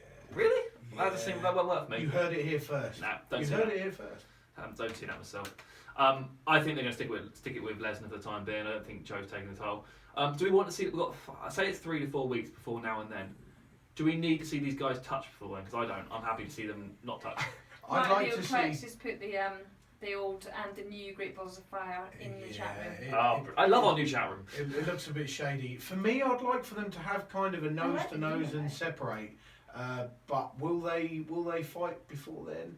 Maybe get hold of each other and a load of security burst in there like a Mike Tyson, Lennox Lewis kind of thing going on. Pull them apart. When they did have the Undertaker in there. Yeah. Undertaker and Lesnar. Yeah. Something like that. I'd like that. That'd be good.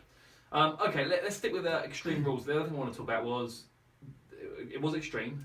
Bayley, Alexa, kendo stick on a pole match. Kendo stick, yeah. Now, not so much the result, but the booking of Bayley. Okay, so let's just go through it. So anyone who might be hiding under a rock who wasn't aware of what happened. This match came about because Alexa kendo stick caned Bayley. Yeah. Bayley demanded it, said she was extreme. The big question was Bayley going to get turned extreme and be able to beat Alexa with the stick, right?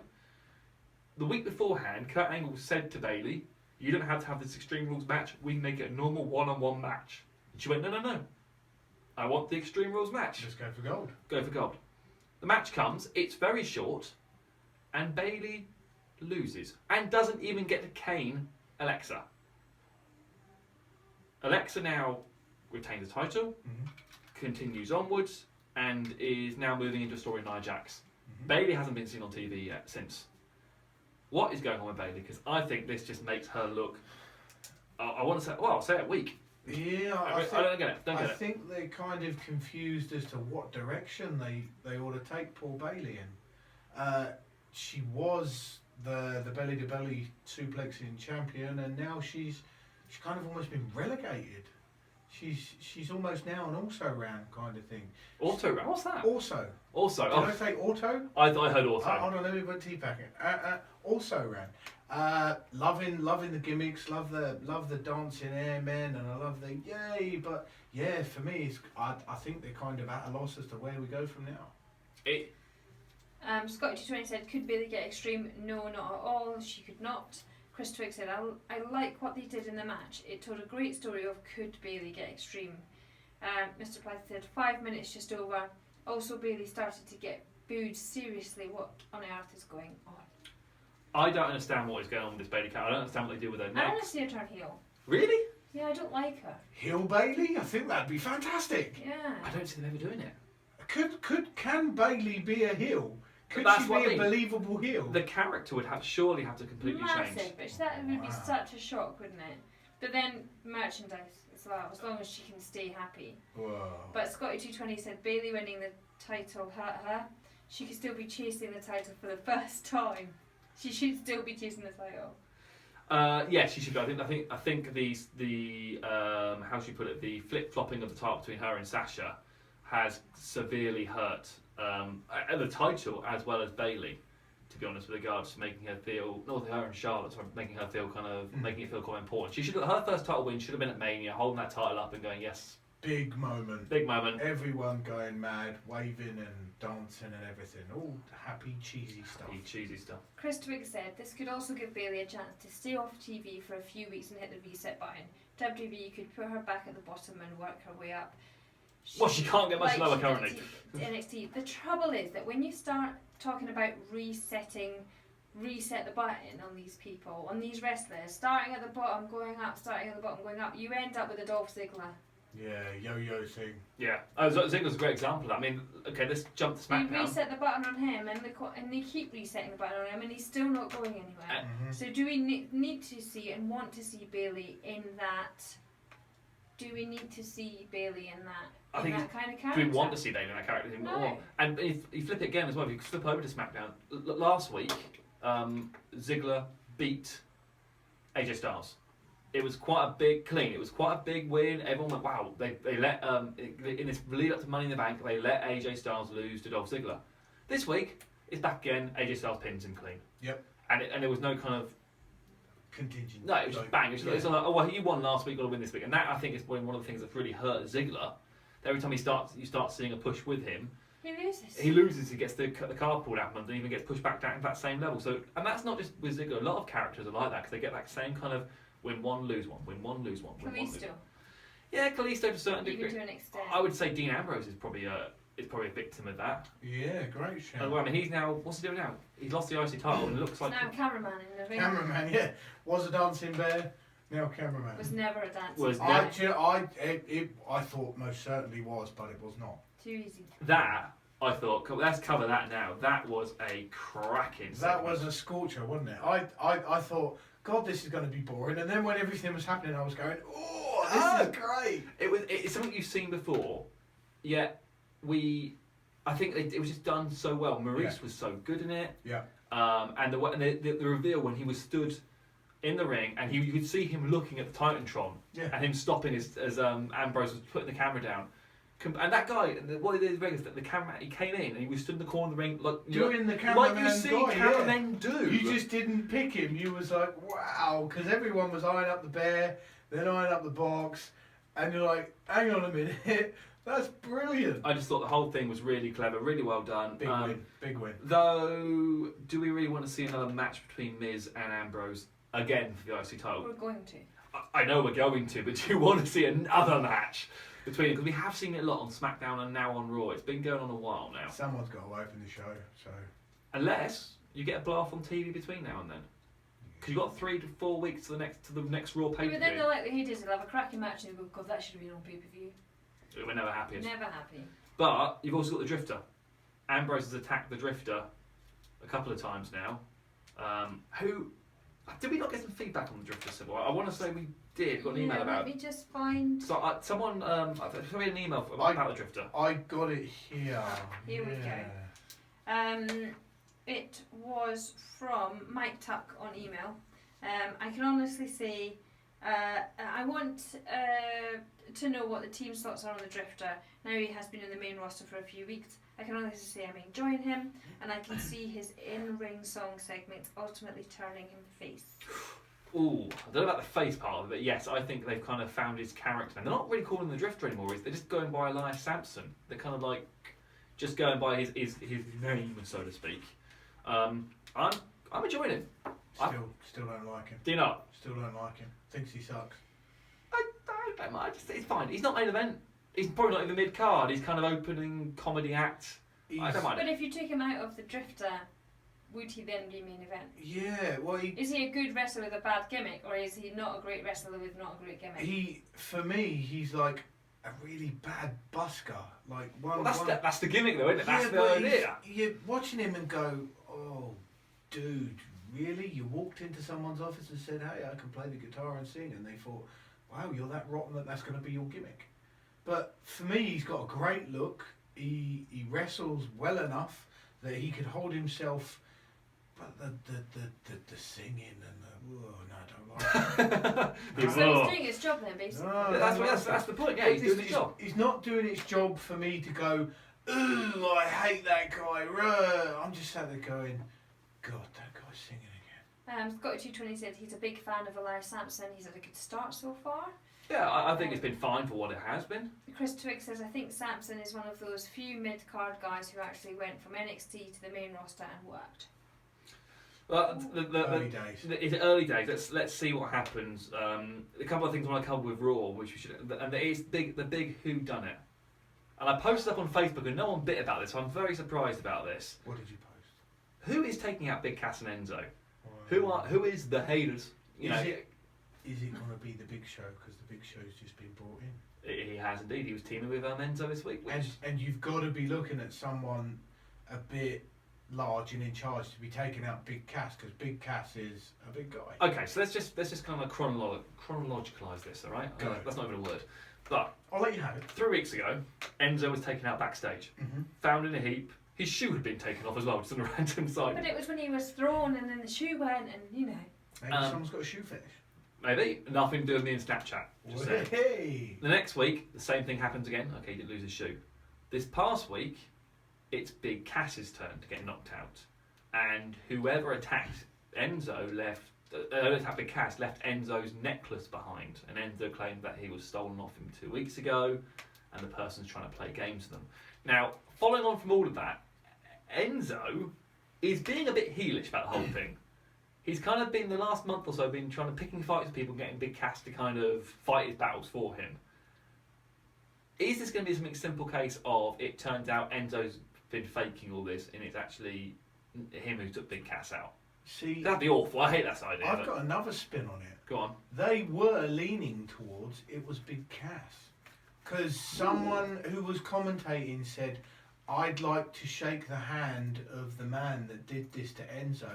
And I watched it. It was a Facebook segment. And Big Cass walked up and shook the guy's hand who was commentating about Probably Corey Graves. No, that's the one, yeah. Yeah. Yeah, Big Cass went up and gave him a hearty handshake. But saying that, Big Cass then got done over. Or did he get done over? I hate the idea about them, like, if say for sake of following my plan, it was Enzo who's actually took Big Cass out, that he let Enzo faked his own layout for 2 weeks in a row. I hate that idea. See, Scotty220 said it would be great if Enzo set up his own attacks. And Enzo is the one who turns on Cass. I just don't want them split up. I just don't want to see them. For me, they're awesome. I'm a big Enzo and Cass fan. But if they were to go on a singles march, for me, Enzo would probably get further than Big Cass. Because he's absolutely. He's the mouthpiece. Oh, Enzo will, you think? Mm-hmm. Yeah. Oh no, McMahon especially loves the look of Big Cass. This guy's 7 foot tall. He's jacked. He's not great in the ring. He's reasonable, I suppose. But you know, he's. I can see Enzo going further. I can't. I can see Enzo getting lost in the. I don't ever want them to separate because I think they're great. I think is interesting the fact that these guys have not won the tag titles yet. Yeah, absolutely, and they've had opportunities. Yeah. Opportunity, like WrestleMania was the biggest one. Everyone was going. We all picked it. Enzo and Big Cass. We all picked Enzo and Cass to win Mania. And then the Hardys just elbowed their way in. Which makes you wonder if that was the original plan for Enzo and Cass, and then. But I gotta like the way it turned out. Okay. So you think it's Cass then doing it? I'm gonna go Cass. Yeah. And it's a good thing. It's a good thing. People are talking about it, not like the rotten fan flingo and costume wearing people. Oh no, the fashion police. We'll have no bad mouth on the fashion police. They are excellent. The fashion popo. Rotten. Enzo and Big Cass. Everyone's talking about it. Everyone wants to see it. I reckon it's Big Cass. So, who do you think it is? Or is it someone To be honest, completely random? I've got no clue. I don't want it to be Enzo or Cass that are taking each other out in any form because I don't want them to split up. Because I really like them as a pair. I think because they've still got so much in them yet. Still. Is there any? And I want a cup of haters. cup or a cup of Haters t-shirt before it happens. Oh, Mr. Priceless in the chat room. The Revival quietly in the background. Graves always big on the top guys. The Revival maybe gets Graves as a manager. I was going to bring it up because there is there any link to this thing as well that's happening with Kurt Angle? He keeps on having to look at his phone. He keeps having to speak to Corey Graves about stuff on the air, and it's all hush hush. Is this kind of linking to it? Because at the same time, in the background, as Mr. Price has quite rightly pointed out, the Revival have been seen. They are awesome. They're one of my favourite tag teams because they are brilliant. And for me, if you put Corey Graves with them, that's a winner. Because I love Corey Graves. I'm a huge Corey Graves fan. Yeah, he's amazing. That little three-way there, that's got money written all over it. I don't think the Revival need a manager though. No, but I can see both can talk on the mic. You can't just if you've got something that's perfect, you add a little bit more perfect to it. It's still going to be perfect. Or is it going to be overdone? Yeah, you get. I don't see Corey Graves coming off commentary. They love him on commentary too much. He's and golden. he's got great snappy suits as well. Yeah, he has. Golden. But then somebody that makes him a good manager. You know what I mean? So. Well, there you go. Chris Twig said, I think it might be the guy who's texting Angle. Yeah, I wonder if these two are connected in some way. These two kind of storylines are connected. There's these messages that Angle's getting. Or is this just the setup for Stephanie's return? Because bear in mind, Stephanie is the commissioner of Raw. Still, yeah. Still on Raw. So, and she hasn't been seen since Mania. We're now in, June? So we're a good 3 months separated from Mania. Is this time for Stephanie's return? And if so, she's bound to come back as a heel. It's a great talking point is what it is. People are drawn to a long-lost art of storyline in wrestling. And do you know what? I kind of hope both these storylines, if whether they interject or not, intertwined. I love it. If they don't, fine. But I don't want to pay off next week. I want them to keep the long arcing storyline that suddenly when we look back at it, we go, oh, that makes sense now. Yeah, I Chris absolutely Twig love it. Says Rick Rude and Kurt Hennig never needed a manager, and they had Bobby Heenan. Win. True. Win. True. Absolutely win. For me, this is the long lost art of storytelling with wrestling back in the day, especially with the golden era storylines, and it's kicking back into it, and I love it. I'm drawn to it. I'm addicted to it. Do you know the last time they did that wrestling, in my opinion, had a decent long arcing storyline that when you went back and watched it made sense? DX. Nope. Although DX is a good shout. When they first got together, him and Shawn Michaels and Hunter, that lasted. That took a couple months to get it happen. Mankind, Vinnie Mac. Nope. Stone Cold, Vinnie Mac. The Aces and Eights. Oh, brilliant! And Bully Ray becoming the leader of how he was leader. And they even did a segment on Impact where a whole show they dedicated, I think, about 4 different segments to him remembering stuff that he had done and cutting a promo about why it happened and how it happened, and it all made sense. And that, whether it was by design or by luck, I'm going to say it's by design because let's hope Impact were planning that far ahead. It's good. I'm not saying it's going to be another Aces and Eights angle. I'm just saying that that's what wrestling, as Crusher correctly said, does need. It needs someone to go, look, we want to get to here by WrestleMania. Yeah. We're currently here, and these are the characters we want to involve. Okay, how do we get there? Instead of just going... Getting it done. Long-term booking, we go here, there, with that character goes there, and then the two intertwine. You don't just want two wrestlers that are going to bump into each other on a show every now and then, that are mugging each other off, run down the ring, have a little scrap, and then run out. You want the kind of...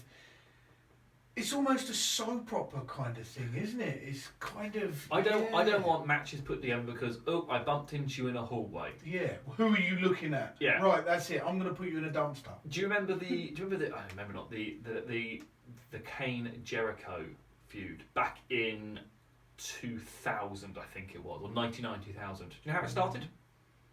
Cybil won't mention you weren't watching about then, but this is how it started. Don't know.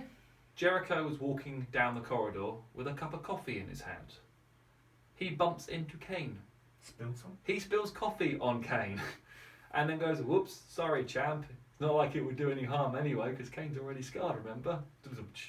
And that's how the feud started. And they had a series of matches following it. I think they even had a last man standing match in the end where Jericho pushed some barrels on top of Kane and Kane's hand came up through the barrels at the end. Were there coffee beans in the barrels? No, but they should have been. Oh, it should have definitely been coffee amazing. beans. That would have been amazing. That's what he should have done. But that's what I mean. I think that's where wrestling loses out. I think it's where writers sometimes become a bit lazy. They go, why are these guys having a match? Well, because we want to put them in the ring together. They haven't fought for a while, and I don't know. One of the good things about Raw and SmackDown this week, I thought, when we watched SmackDown together, Cybil, and we said that all the matches meant something. There was reasons for those matches. They weren't just kind of, here's wrestler A taking on wrestler B because we're going to. You look at the card. Look, there was the six-woman tag match on SmackDown. Welcome Committee and taking on Becky, Charlotte, and Naomi, right? Yep. That was all down to the Money in the Bank match and following all six of them getting each other's faces. AJ Styles versus Dolph Ziggler, a rematch from that week before. AJ wanted to get revenge. Money in the Bank qualifying match. If Mojo beat Jinder again, he got into Money in the Bank. Brilliant idea. The New Day versus the Colons. Okay, that match didn't really have any meaning apart from the fact that they were the fashion police was trying to. We had a conversation beforehand. It was just kind of weird. And then Nakamura, Owens, a great match, Brilliant match. but not as good as the original match. WWE said that was their first ever match. It wasn't. Ring of Honor was their first ever match. They released it. Ring of Honor released it on social media for free on the same day. Check that out. Yeah, that was Kevin Steen against Shinsuke Nakamura, not Kevin Owens. So come on. Technically, this is right. So they're right. Technically, WWE were right. But no, my point was, I've enjoyed the fact that when wrestling has a reason, that's when wrestling's good. I love the old school storylines. I think they're brilliant. That's what made me fall in love with it in the first place. It was the 1-2-3 Kid and Razor Ramon. The 1-2-3 Kid yes. and Razor Ramon. Yeah. Razor Ramon coming down with the cash. The 1-2-3 Kid running off with the cash. Then becoming friends. Then the 1-2-3 Kid becoming X-Pac. For me, storylines are winning in wrestling. I want to see great wrestling matches, but I want to see the reasons why we're having great wrestling matches. We're then asked in the chat room by Chris Twiggs, and also I think we've had an email from someone in Canada as well about this next thing, Cybil, with regards to the women's Money in the Bank and Lana's debut on SmackDown this week. Let's get that email first of all. I think it was Darren from Canada, was it, Cybil? Yeah, it said a couple of questions to the team revolving around the women's WWE. What do you think about the booking of Bayley to lose at the pay-per-view, and what's next for her, as Alexa seems to be moving on to Nia Jax? Kind of already covered that, but yeah, I do agree. And how do you see the women's Money in the Bank match panning out? How long will they hold the case before cashing in, and who will be the first winner? Well, we're going to do predictions next week, but I'm happy to say mine now. I'm pretty convinced it's going to be Carmella. Can I just say hello to Canada? Yeah, hello to Canada. Hi, Canada. Check that out. We had a Brazilian listener last week, and we get a Canadian listener this week. Wow. That is We awesome. get about a bit, don't we? Well, speak for yourself, Cybil. Darren from Canada. I love that. Darren. Very jealous of your passport. If you want to do a swap, you hit me up. Let me know. And if you need booking, you need a wrestler in Canada. You know, Mouthpiece, beast. Mouthpiece and the Beast. That's what we're going to go by. Oh, Mouthpiece and the Beast. just writes itself. As long as I'm going to produce while doing it, we're fine. So yeah, women's Money in the Bank. I want to come to Lana as well in a minute because that was actually a highlight for me. Chris Twiggs also asked in the chat room, what do you guys think of Lana getting her title shot at Money in the Bank? So just a couple of Money in the Bank pay-per-view. But women are on display. You've got all the women on SmackDown are going to be on the show. 5 women in the Money in the Bank. I think this is going to be a really interesting match to watch. It's the first time ever. I'm really excited about it, and I'm really looking forward to the people in the match as well. Are you considering some of the greenness of them? And I include Carmella in that. I think there's enough of the stronger ones to pad it out a little bit. And Tamina, she's a little bit green, but she's quite a strong, stiff worker, so she can make it look good. I'm interested to know how they book this. I think a lot of the women. I want to see Carmella take a bump off a ladder and not snap in half. She's teeny tiny, isn't she? I think James Ellsworth's going to be doing a lot of bumping in that match. Yeah, I like that James Full-time Ellsworth protector. is still on the scene. He's definitely the comedy gimmick, and he's going to get broken somehow. Bless him. Bless his little. James grandson. Ellsworth's going to get broken. I don't think Anthem are going to let that copyright go anytime soon. So I don't think they'll be doing that. No, I know what you mean. Yeah, it's going to be interesting. I'm picking Carmella to win. Just roughly, quickly. What are you guys picking to win Money in the Bank? I think she's a dark horse, to be honest. I hope Becky doesn't win it. I don't think Or Flair. I don't think they need it. They don't agreed. Not even. Or Natalia? Natalia either. So that really does only leave you with Tamina, Tamina or Carmella. Carmella, and I think it's a good one with Yeah. Carmella. I think it'll explode her right up and give her a good chance to be seen. And her and Ellsworth really do work well together. I think it's a good coupling. I think this is the guy who came on, No Chin Music, for goodness sake, and it's probably not his choice of where he'd like to be in. Oh, I don't know. I think he's Gabby But get you know, booked. to be behind Carmella probably isn't a bad position to be in. I think his wages. It's truth. It's truth. Cybil. It's truth. Wow. Wow, Cybil. Well, I don't think there's a man on the planet that wouldn't want that job. To be in that position. Way. I think he's probably in the situation where his wages are going to be all right. No, no, too much. Way too much. He's definitely earning enough wage for him to be happy doing whatever he's doing. And Yeah. To have that job, well, there you go. It's a really fun gimmick as well. Stop now. Notice how your button abilities have improved now we're doing Yeah, cheek and now tongue he knows gimmicks. where all the buttons Yeah, are. check Couldn't find them it at the out. beginning of the show. Ah. He's warmed himself up. There you go. Yeah. Like a squash ball, you need to knock me around a few times before we get. Oh, wow, Hey! Dan! This is supposed Look to be a out. little PG That's show not right here. PG. Anyway, you've never been behind Carmella.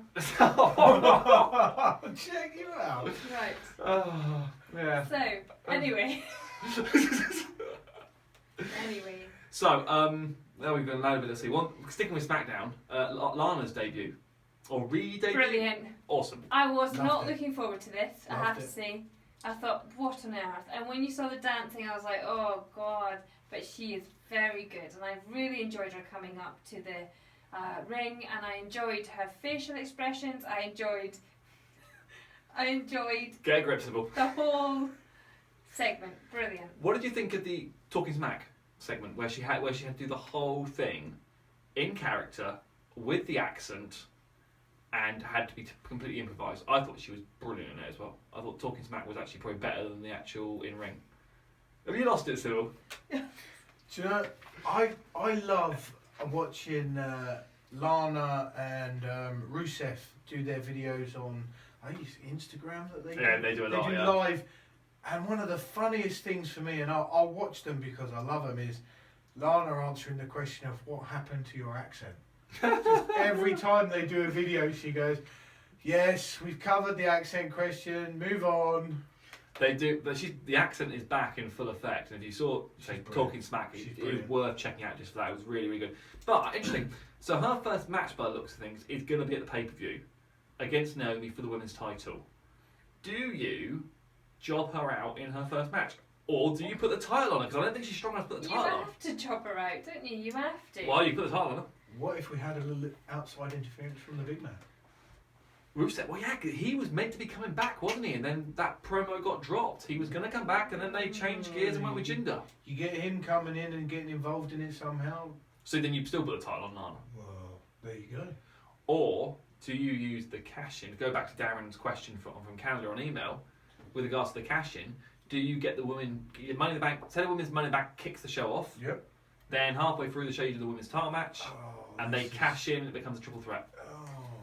I just think with oh God, help me out. Steve? No, Fred? Naomi Yes. having already given, technically she's given away this match now for a second time, her title match, while Money in the Bank match is going on. Yeah. So she gave it away to Flair, who beat her. Did she? Yeah. Oh, she did. She just came. Well, if Flair had to beat her once, then yes, you're right. She still beat the Yeah. champion. Yeah.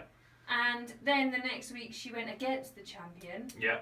Now she's given another free go to Lana. I just think, well, hold on, we should be protecting the champion a little bit here, a little bit, shouldn't The we? problem is you've got 5 women in Money in the Bank. Lana is almost the odd woman out again, and she's the only woman on the roster who they potentially could put her in the ring with. And I'm not saying I particularly want to see the match, but I think the match Do you know itself what is I going to think be quite she'll do? painful. I think she'll lose and then appear in Money in the Bank anyway. What, Naomi? No, Lana. Is No, she, I've Oh, Lana. is could she allowed lose. to interfere and get up the ladder and grab that suitcase? What's That'd stop- She could be a last entrance. Yeah, What? that'd She be could brilliant. lose and then go to thingy and go, I've tried, I now deserve to be in there. And she could be the final entrance into the Money in the Bank, which is where Love she it. wanted to be anyway. Love it. Or, you you flip it. Naomi can't lose, but if she did, she could then get Money in the Bank, win the briefcase. Because Naomi Take said, Lana back Naomi next also thing. said she wanted to be in Money in the Bank. She came out and said that this match is going to be lit and I want to be in it. She can't be because she's She can't, champion. she's champion. But- she's You stupid. never say that word again. Are you saying I'm not down the street? I can do lit. Ay, caramba. Booyaka, booyaka. No, Oh, okay. just stop. But you could do that way. So you could put either one of those women back into Money in the Bank if it's after. But I think that the only thing with the Money in the Bank, this first one that they're doing for the women, they need to hold it for a long time and tease and make it a big deal. Which you can do If at Carmella. Naomi goes, if the way you're thinking is that Lana wins, Naomi then goes in Money in the Bank, you're not going to keep the chat. You're not going to keep it on Lana because she's not strong enough to do it. And why would she? She's only just come back, which then makes the Money in the Bank a bit silly because these girls have been there for a lot longer who have asked for all this. Surely the strongest person to win that is Flair, but she doesn't need it. No, I think you can put on Carmella and Carmella can tease it and do that kind of cowardly heel cash in when she needs to. And it can be months down the line, it could be weeks down the line, it could be whatever, it could be days down the line if you really wanted to go in that mindset. But I think I think the Money in the Bank thing is interesting, but I think the Lana Naomi booking is going to be even more interesting. I know the guys will get, the family will get into more next week. The Scottish U20 said they could have put Naomi in Money in the Bank match. Winner has a year to cash in. Naomi will likely lose the title within a year and cash in, and could cash in. Yeah, I don't like the idea of saying your champion's going to lose at some point. It kind of makes the champion seem weaker. Speaking of title defences, when was the last time Naomi defended her title? She gave probably it more than away 30. to Flair. Probably was the last time. Yeah. My question is, could we see Asuka in Money in the Bank? No. I don't see them She's not going to debuting. come up to a Money in the Bank match. She's going to No. come up as a surprise somewhere. Yeah. along She's the got to line. win it. If she debuts, Straight in for the title. she's shot. got to win it. Yeah. And we don't want. Ask her. We don't need. We don't want. I don't want to see Asuka in that kind of. I don't think Asuka space. needs to be involved. I don't think Asuka needs to be up on the main roster yet. The roster's kind of SmackDown, especially. It's got enough girls to They're, work Imagine with. they're if playing it out all right. Yeah. If they put Naomi in Money in the Bank and she won the briefcase, like she's got. Hey! I got the title and I've got the I've got the back case. Let's shift gears completely and go over to the world of Impact Wrestling. Obviously, TNA Impact Eurostore sponsor this show, but gotta cover what happened this week. Their first tapings in or from India. Groundbreaking, historic. Loved it. Basically went in to beat WWE. Oh, they did. They did. It was. And did it. And it looked packed. It did. Whether it was it was not like a UK TNA show. No, it wasn't. Where they've got it them all wasn't on one one-sided. side. It was ceramic surround thingy, whatever It was a sound studio of some kind. But wasn't also, it? you have to think as well that they've gone in first, but now in WWE go over, they've got a better idea of how chance they are, of the merchandise sales. Surely they've given WWE a better platform to go in and have their India show. I don't surely. think WWE, with the great respect to Impact, really sweat. No, I know they Impact don't. really But care. if it was your competition, you would have a glance and see how it turned out, wouldn't you? Because you'd want to make it definitely. better, and I think WWE have got nothing to worry about with that because they'll, sell out a massive arena anyway. But surely you've got to think, I wonder what that was like. I think it's going to be interesting to see how when WWE go over there. They obviously, I'm guaranteed WWE will do some kind of live show from over there, whether it's a Raw or SmackDown, whatever. I think it's a good thing for TNA to do. I'm glad they went over and did it. Kind of makes them seem important. Yeah, I liked it. The fans were fairly vocal. I question whether some of them knew a lot of the stars, which I think is the problem with Impact. We mentioned the last couple of weeks. A lot of people they're bringing in who you don't really know. They're not given a lot of backstory. And I think Impact, and I said this before, believe that people are going on all their social media and checking out all this stuff. I would argue that the majority of fans aren't going on social media and checking, this 10-minute video of Josh Matthews sat backstage with Marche Rocket, whoever it is. I think they need to spend more time developing characters on TV. They have got some great workers, some great characters. I'm really enjoying some of the feuds they're doing. I am frustrated, and I want to get everyone's opinion on this as well, with the Josh Matthews and JB on commentary when they have a match coming up in about 4 weeks at Slammiversary. For me, that's just a little bit confusing. Why would you want to be sat next to a guy if you want to punch him in the eye? Oh, but then we get this week of Impact. Bruce Pritchard did say, you guys can't touch each other, Yeah. otherwise you'll both be fired. Wouldn't really. I mean, it'd stop me, but I'd be like, I'm not sitting next to the guy if I want to punch his lights out. No, I agree. And even then, you'd have kind of the to-in and throw-in, even more so, going harder over the commentary. You'd be ripping each other. And especially as you've got this big build for Impact coming up with. Yeah. So if you're unaware of it, Slammiversary, which I think's on July the 7th, I want to say, is JB and Chris Parks. Yeah, and I just Scott don't think Steiner JB and, is a good Josh Matthews. character actor to sell this enough. I thought the vignettes were funny this week with him training with Chris Parks at this. Very good, yeah. I thought they were good, but I know what you're saying. I'm not. This is very much is for me.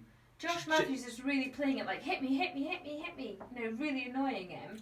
Josh Matthews is a great heel manager. And JB is kind of just like no selling it really. I mean, there's a bit of puffs, but it isn't as fiery as it could be coming back the way. I think I think Josh Matthews has got the ability to leave commentary and go and manage some kind of team, faction, whatever. He's got that kind of irritating kind of voice, which works for a heel manager. Yeah. I like it. I don't like them on commentary together. Scotty 220 said, every week I hear Josh Matthews, I understand why WWE let him go. Cannon said, I hate everything JB and Josh are involved in since Impact returned to the UK TV. The point I want one to leave the company to end this angle now. Well, it will end, I believe, at Slammiversary, but we are going to have at least another 3 weeks of it on our TV, on Spike TV every Friday night at 9 p.m. Also, if you didn't realize, my Skybox picked up on it, and I think it's a Saturday morning. Explosion's back on the UK. For UK show, the Explosion's back. It's on Spike TV as well. Nice. It's only one match we've got this week. We've got Ring of Honor guy actually was on there. Nice. QT Marshall. He lost to Harvey Shearer. It was a nothing match, but just so you're aware, it is their Explosion. I think it's every Saturday morning. It's on Spike TV, so it's worth checking out if you want to check it. They do traditionally have some quite good matches on it. Chris Twigg said Slammiversary is on the 2nd of July, so only 2 weeks left. There you go. And we will be previewing it for our Team Wars. Come on, guys, it's our chance to get some point backs. You know what the family like. They're neither with Impact. We can build over that. We're going to dominate it. Scotty 220 said Slammiversary is in July, TNA began in June. Oh dear. Yeah, it's their 15th anniversary. That's one that I get confused with TNA is what is their anniversary? Is it Slammiversary or is it Bound for Glory? Because they're both kind of almost claim to be like their WrestleManias, and yet which one is the actual anniversary? And, so yeah, it's a little bit confusing. But come on, WWE were like doing like their 25th anniversary for WrestleMania 24. So come on, it's all PR and advertising in it. Come on, it's what happens. Speaking of stuff coming to the UK TV. Very, very briefly, we posted on our Facebook page, Lucha Libre AAA Worldwide is coming to the UK for the first time in history. It's going to be on Sky Channel 469 and FreeSat 250. It's on Wednesday, the 14th of June at 9 p.m. I don't know whether this is a one-off or a regular series, but I'll be watching it. Going to be a bit taster of what might be to come. What's out there as well. Yeah. Give it a watch. Something else to watch, a bit more, a different. Because that's what we need, something else. No, but it's a different Style. article to read, different isn't it, view. if you like. It's I'll a different be watching view. it. It will be different. AAA do some great stuff. They do a lot of work with Lucha Underground and have done work with TNA in the past. So if you like the X Division style, it is definitely worth checking out. So we'll post up some feedback on that when it comes. Again, it is on June the 14th. That's a Wednesday at 9 p.m. Sky Channel 469. I don't know what channel that is, but it's Sky Channel 469. If you've got FreeSat, it's Channel 250. I think I wanted to talk very briefly about, we don't really talk about this, but one of my co-hosts actually watched it this week, or at least watched a little bit of it. Ring of Honor Crusher. Normally just me who watches it, and Toby just scowls at me. Listen, my boy Flip Gordon, who's a good pal of mine and takes an excellent kick in. He's just been signed to Ring of Honor, and rightly so. The kid's got talent coming out of his pores. He's just gopping.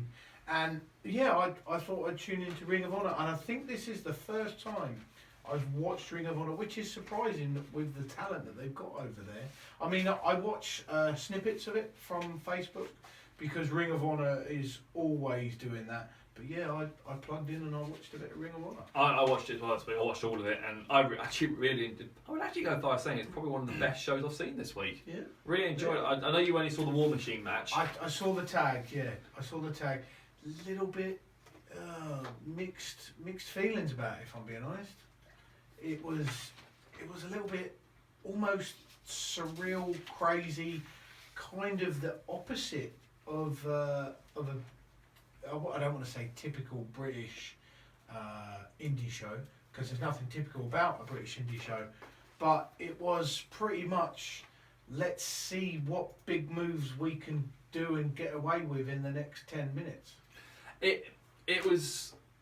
I enjoy it. I mean, I get what you're saying, because War Machine are two big guys. Similar stature to yourself. Yeah, good guys. Mean looking guys. They're the current IGW World Tag Team Champions as well. And they were bouncing around and throwing Cheeseburger and Will Ferreira all over the place. And a lot of the moves were done, which would have been, that move should have been the finish. There was probably maybe 5 or 6 moves that the War Machine did that you could have considered a finish. But that is Ring of Honor. That's the kind of style that the fans have come to expect. Yeah. And you missed the main event. The main event was a crack at Adam Cole taking on Hangman Page from the Bullet Club. Mm-hmm. And they were doing stuff on the floor which should have been finishes. And it wasn't. And interesting enough, Adam Cole lost again to Hangman Page. Hangman Page, for those who don't know about, is almost a lower mid-card guy, one of the kind of almost the opening guys in the Bullet Club. Adam Cole, former Ring of Honor World Champion, one of the main focal points of Ring of Honor until Marty Scurll kicked him out of the Bullet Club in the last couple of weeks. That was all over social media, and we covered it on the show. Looks like Adam Cole is doing the honours on his way out of Ring of Honor. Rumours going all around that he is on his way to WWE. Loads of rumours. Yeah. None big fan. Adam Cole, friend of this show. He used to do a regular monthly segment with us, the Adam Cole Road Diaries, back in the day. There is something about this guy that has got WWE stamped all over it, and we wish him all the best. That's where he's going. He's brilliant. He's something special. I saw him at York Hall. It was Adam Cole versus, I think it was it Marty Scurll? I'm not too sure. Marty Scurll? I'm not too sure. But what he was doing was brilliant. He's incredibly athletic. He looks like a wrestler, and he's absolutely brilliant. But that one match for me, watching ROH, I'll definitely be tuning in again, and I'll be watching ROH from now on. There's a couple of spoilers in the chat room, by the way. Yeah. We've got, I'm surprised there's some Chris Twigs. Yeah, but we won't cover them on the air. But yeah, they are out there. As with all things are pre-recorded, and there are spoilers with regards to whether War Machine are the tag champions. We'll keep it under our head until you've seen it all. Yeah. So no, it's definitely worth watching. Actually, all serious. I'm not making a Ring of Honor plug, but you can watch Ring of Honor by the Fight Network app, FITE, and it's free. You've got to show me how to do this. So easy. I watch it, and you can actually get bits of Impact on it as well. Right. Well, if you want to, you can't get Impact. You can get before I go, make sure I've got it. Oh, because I want to start watching. Yeah, you can watch their weekly show, and you can watch the pay-per-views on it. You've got to pay for the pay-per-views, but the actual weekly shows are free to watch. Really good shows to check out, and they are under an hour. Nice. So we complain about the amount of content, Raw being 3 hours. Regular complaint by our listeners, absolutely fair enough. But the Ring of Honor was under an hour this past week. We've got to get out of here very shortly. A couple of things we've got to do before we go. We've got to announce the winner of our pay-per-view prize pack from last week that the family kicked off. Should we just run down the prizes, Crusher, what they could win? Yes, now I've located them on my cheat sheet. They could win a brown t-shirt, TNA beanie hat, which I'm very jealous of. I know you are. Yeah. Rise and Fall of ECW on DVD, and a Will Ospreay signed pick. And the winner, so we'll give you the winner. The winner is...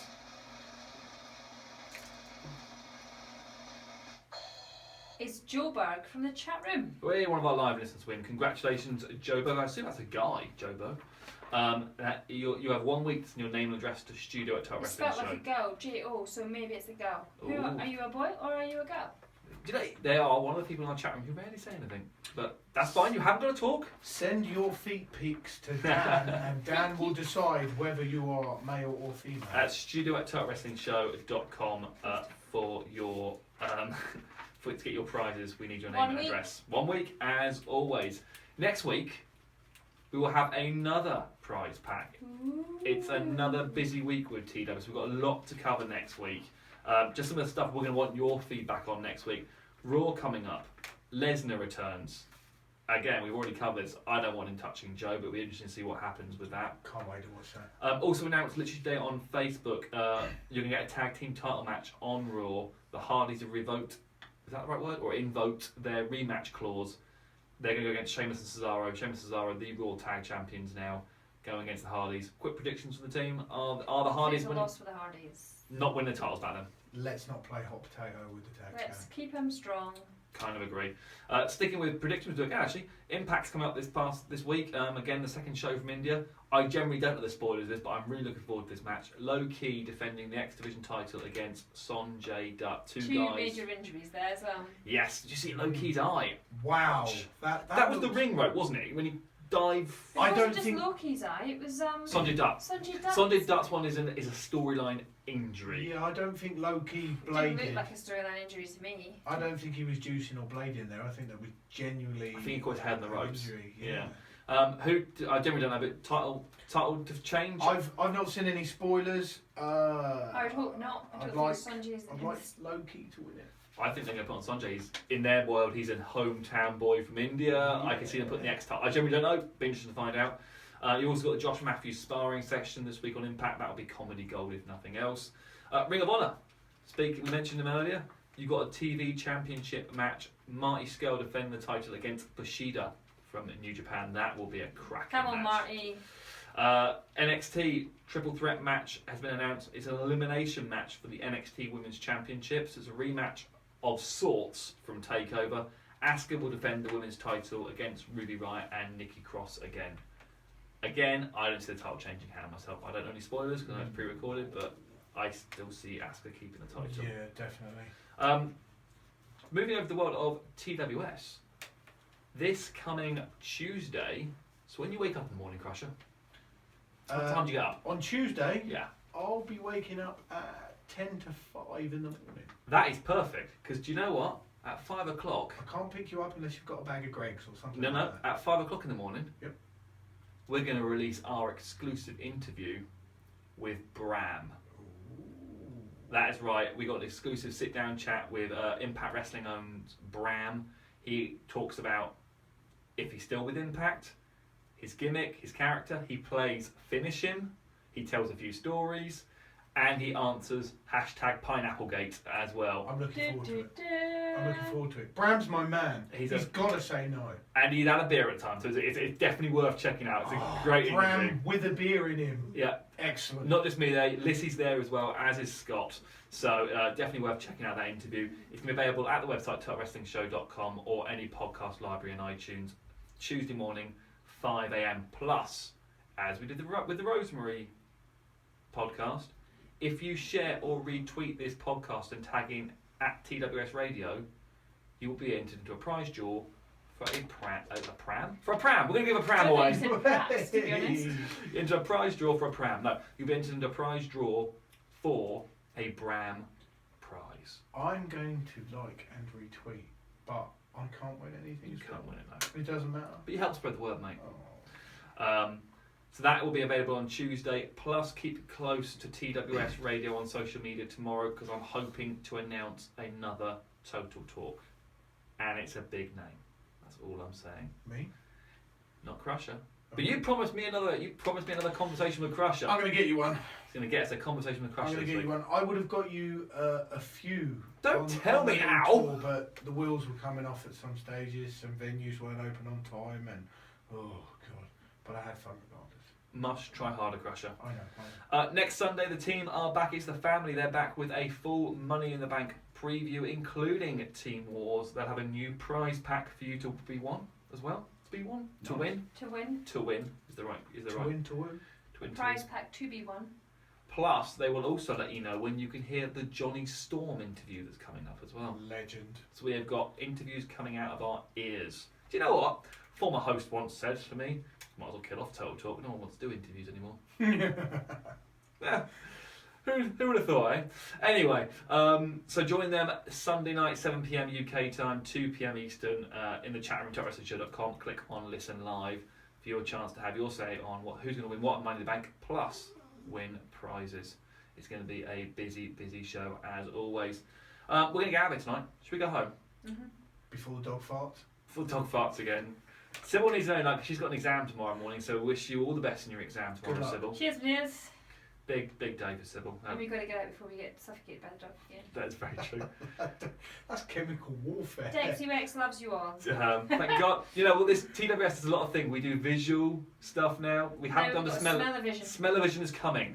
All I can say is if it was smell-o-vision, you guys would be in for a treat. But as long as the dog doesn't start a scattergun approach, we're safe. Cameron, any chance of getting Jimmy Havoc for a Total Talk? We can. Yeah, Ask him, yeah. You working Havoc anytime soon? Conversation with Crusher. Jimmy Havoc. Do you know, I've had That could get real crazy real Do it. quick. If I get a few beers in me and a few beers in Jimmy Havoc, visually that thing would be gold.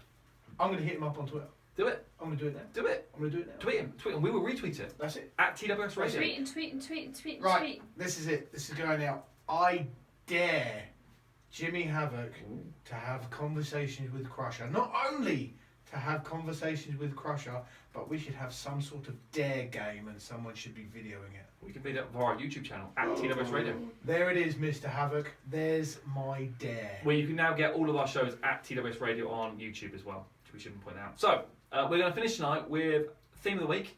It's Marty Leo Quirk's choice this week, and you may have heard it very briefly earlier because I started playing it. It's the it's the DX. What? We didn't hear anything, did you? The editing is going to be so hard on this show. Some points of this we didn't hear anything. Let me tell Seriously. you something. This show has been seamlessly produced. Seamless. One of the best. Seamlessly There's got to produced. be an award out there somewhere. Toby, for it. when you come back, you are moving chairs, big guy, because Dan has taken your job. That's it. Don't need Toby You will anymore. be back. It's not a long-term secondment. Yeah, so it's actually the DX version by Run DMC. Do you remember that?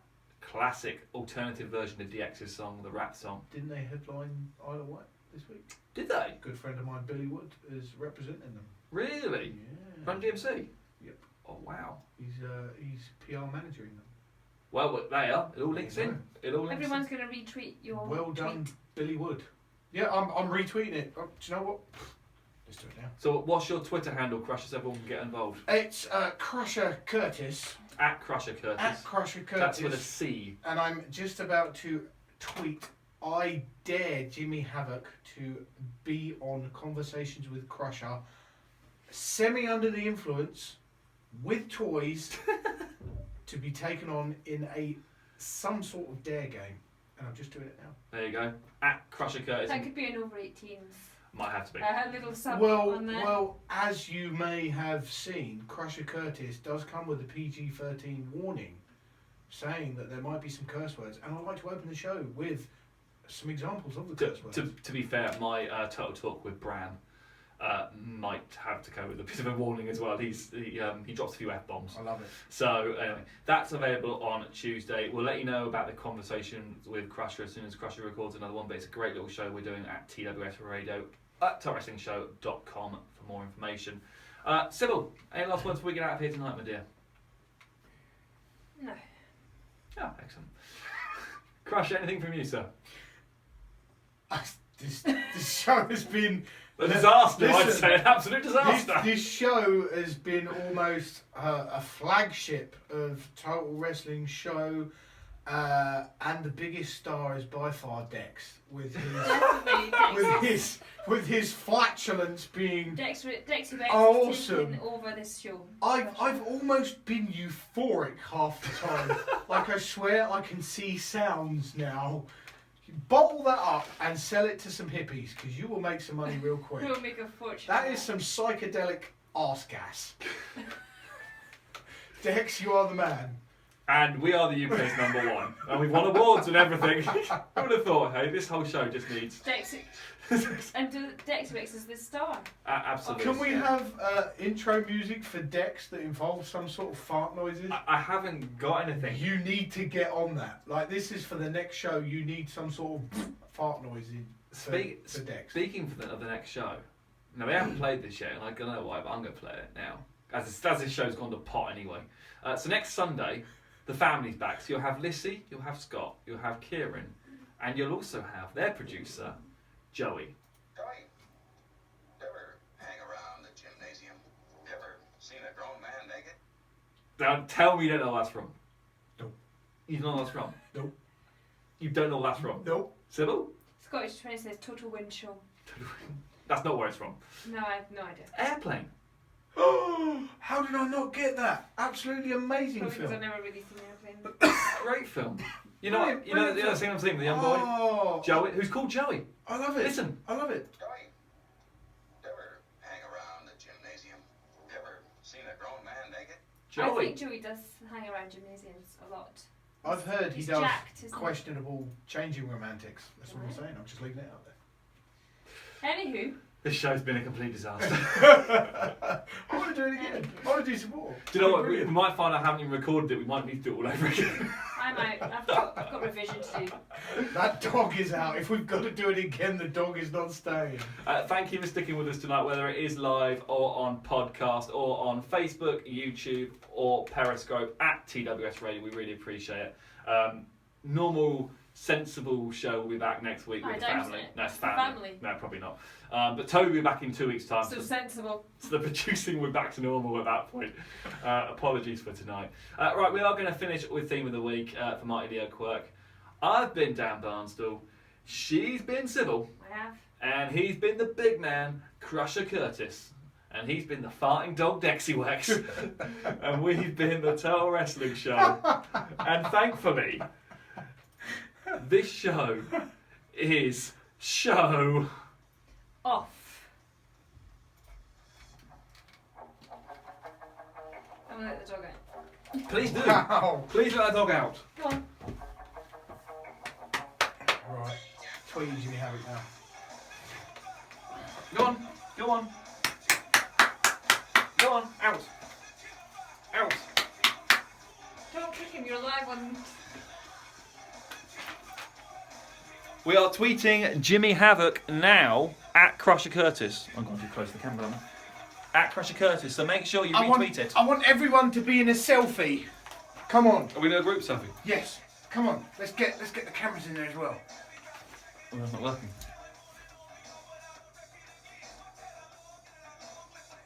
That's sexy. That's sexy. Yes. No. No? No. What's wrong? Try it again. Oh, okay. Yes. The beast and the mouthpiece. Oh, we're running with that. Running with that beast and mouthpiece. Selfie. Yes, we just done a selfie. We'll probably put it on Instagram as well. Yes. That's my. Right, I'm going to move my crutch out of the video. Right, so down Periscope. Stop broadcast. Oh my god. Won't go off. Won't go off. You just stuck your. And off. Bye bye. What's this one? That's YouTube. YouTube.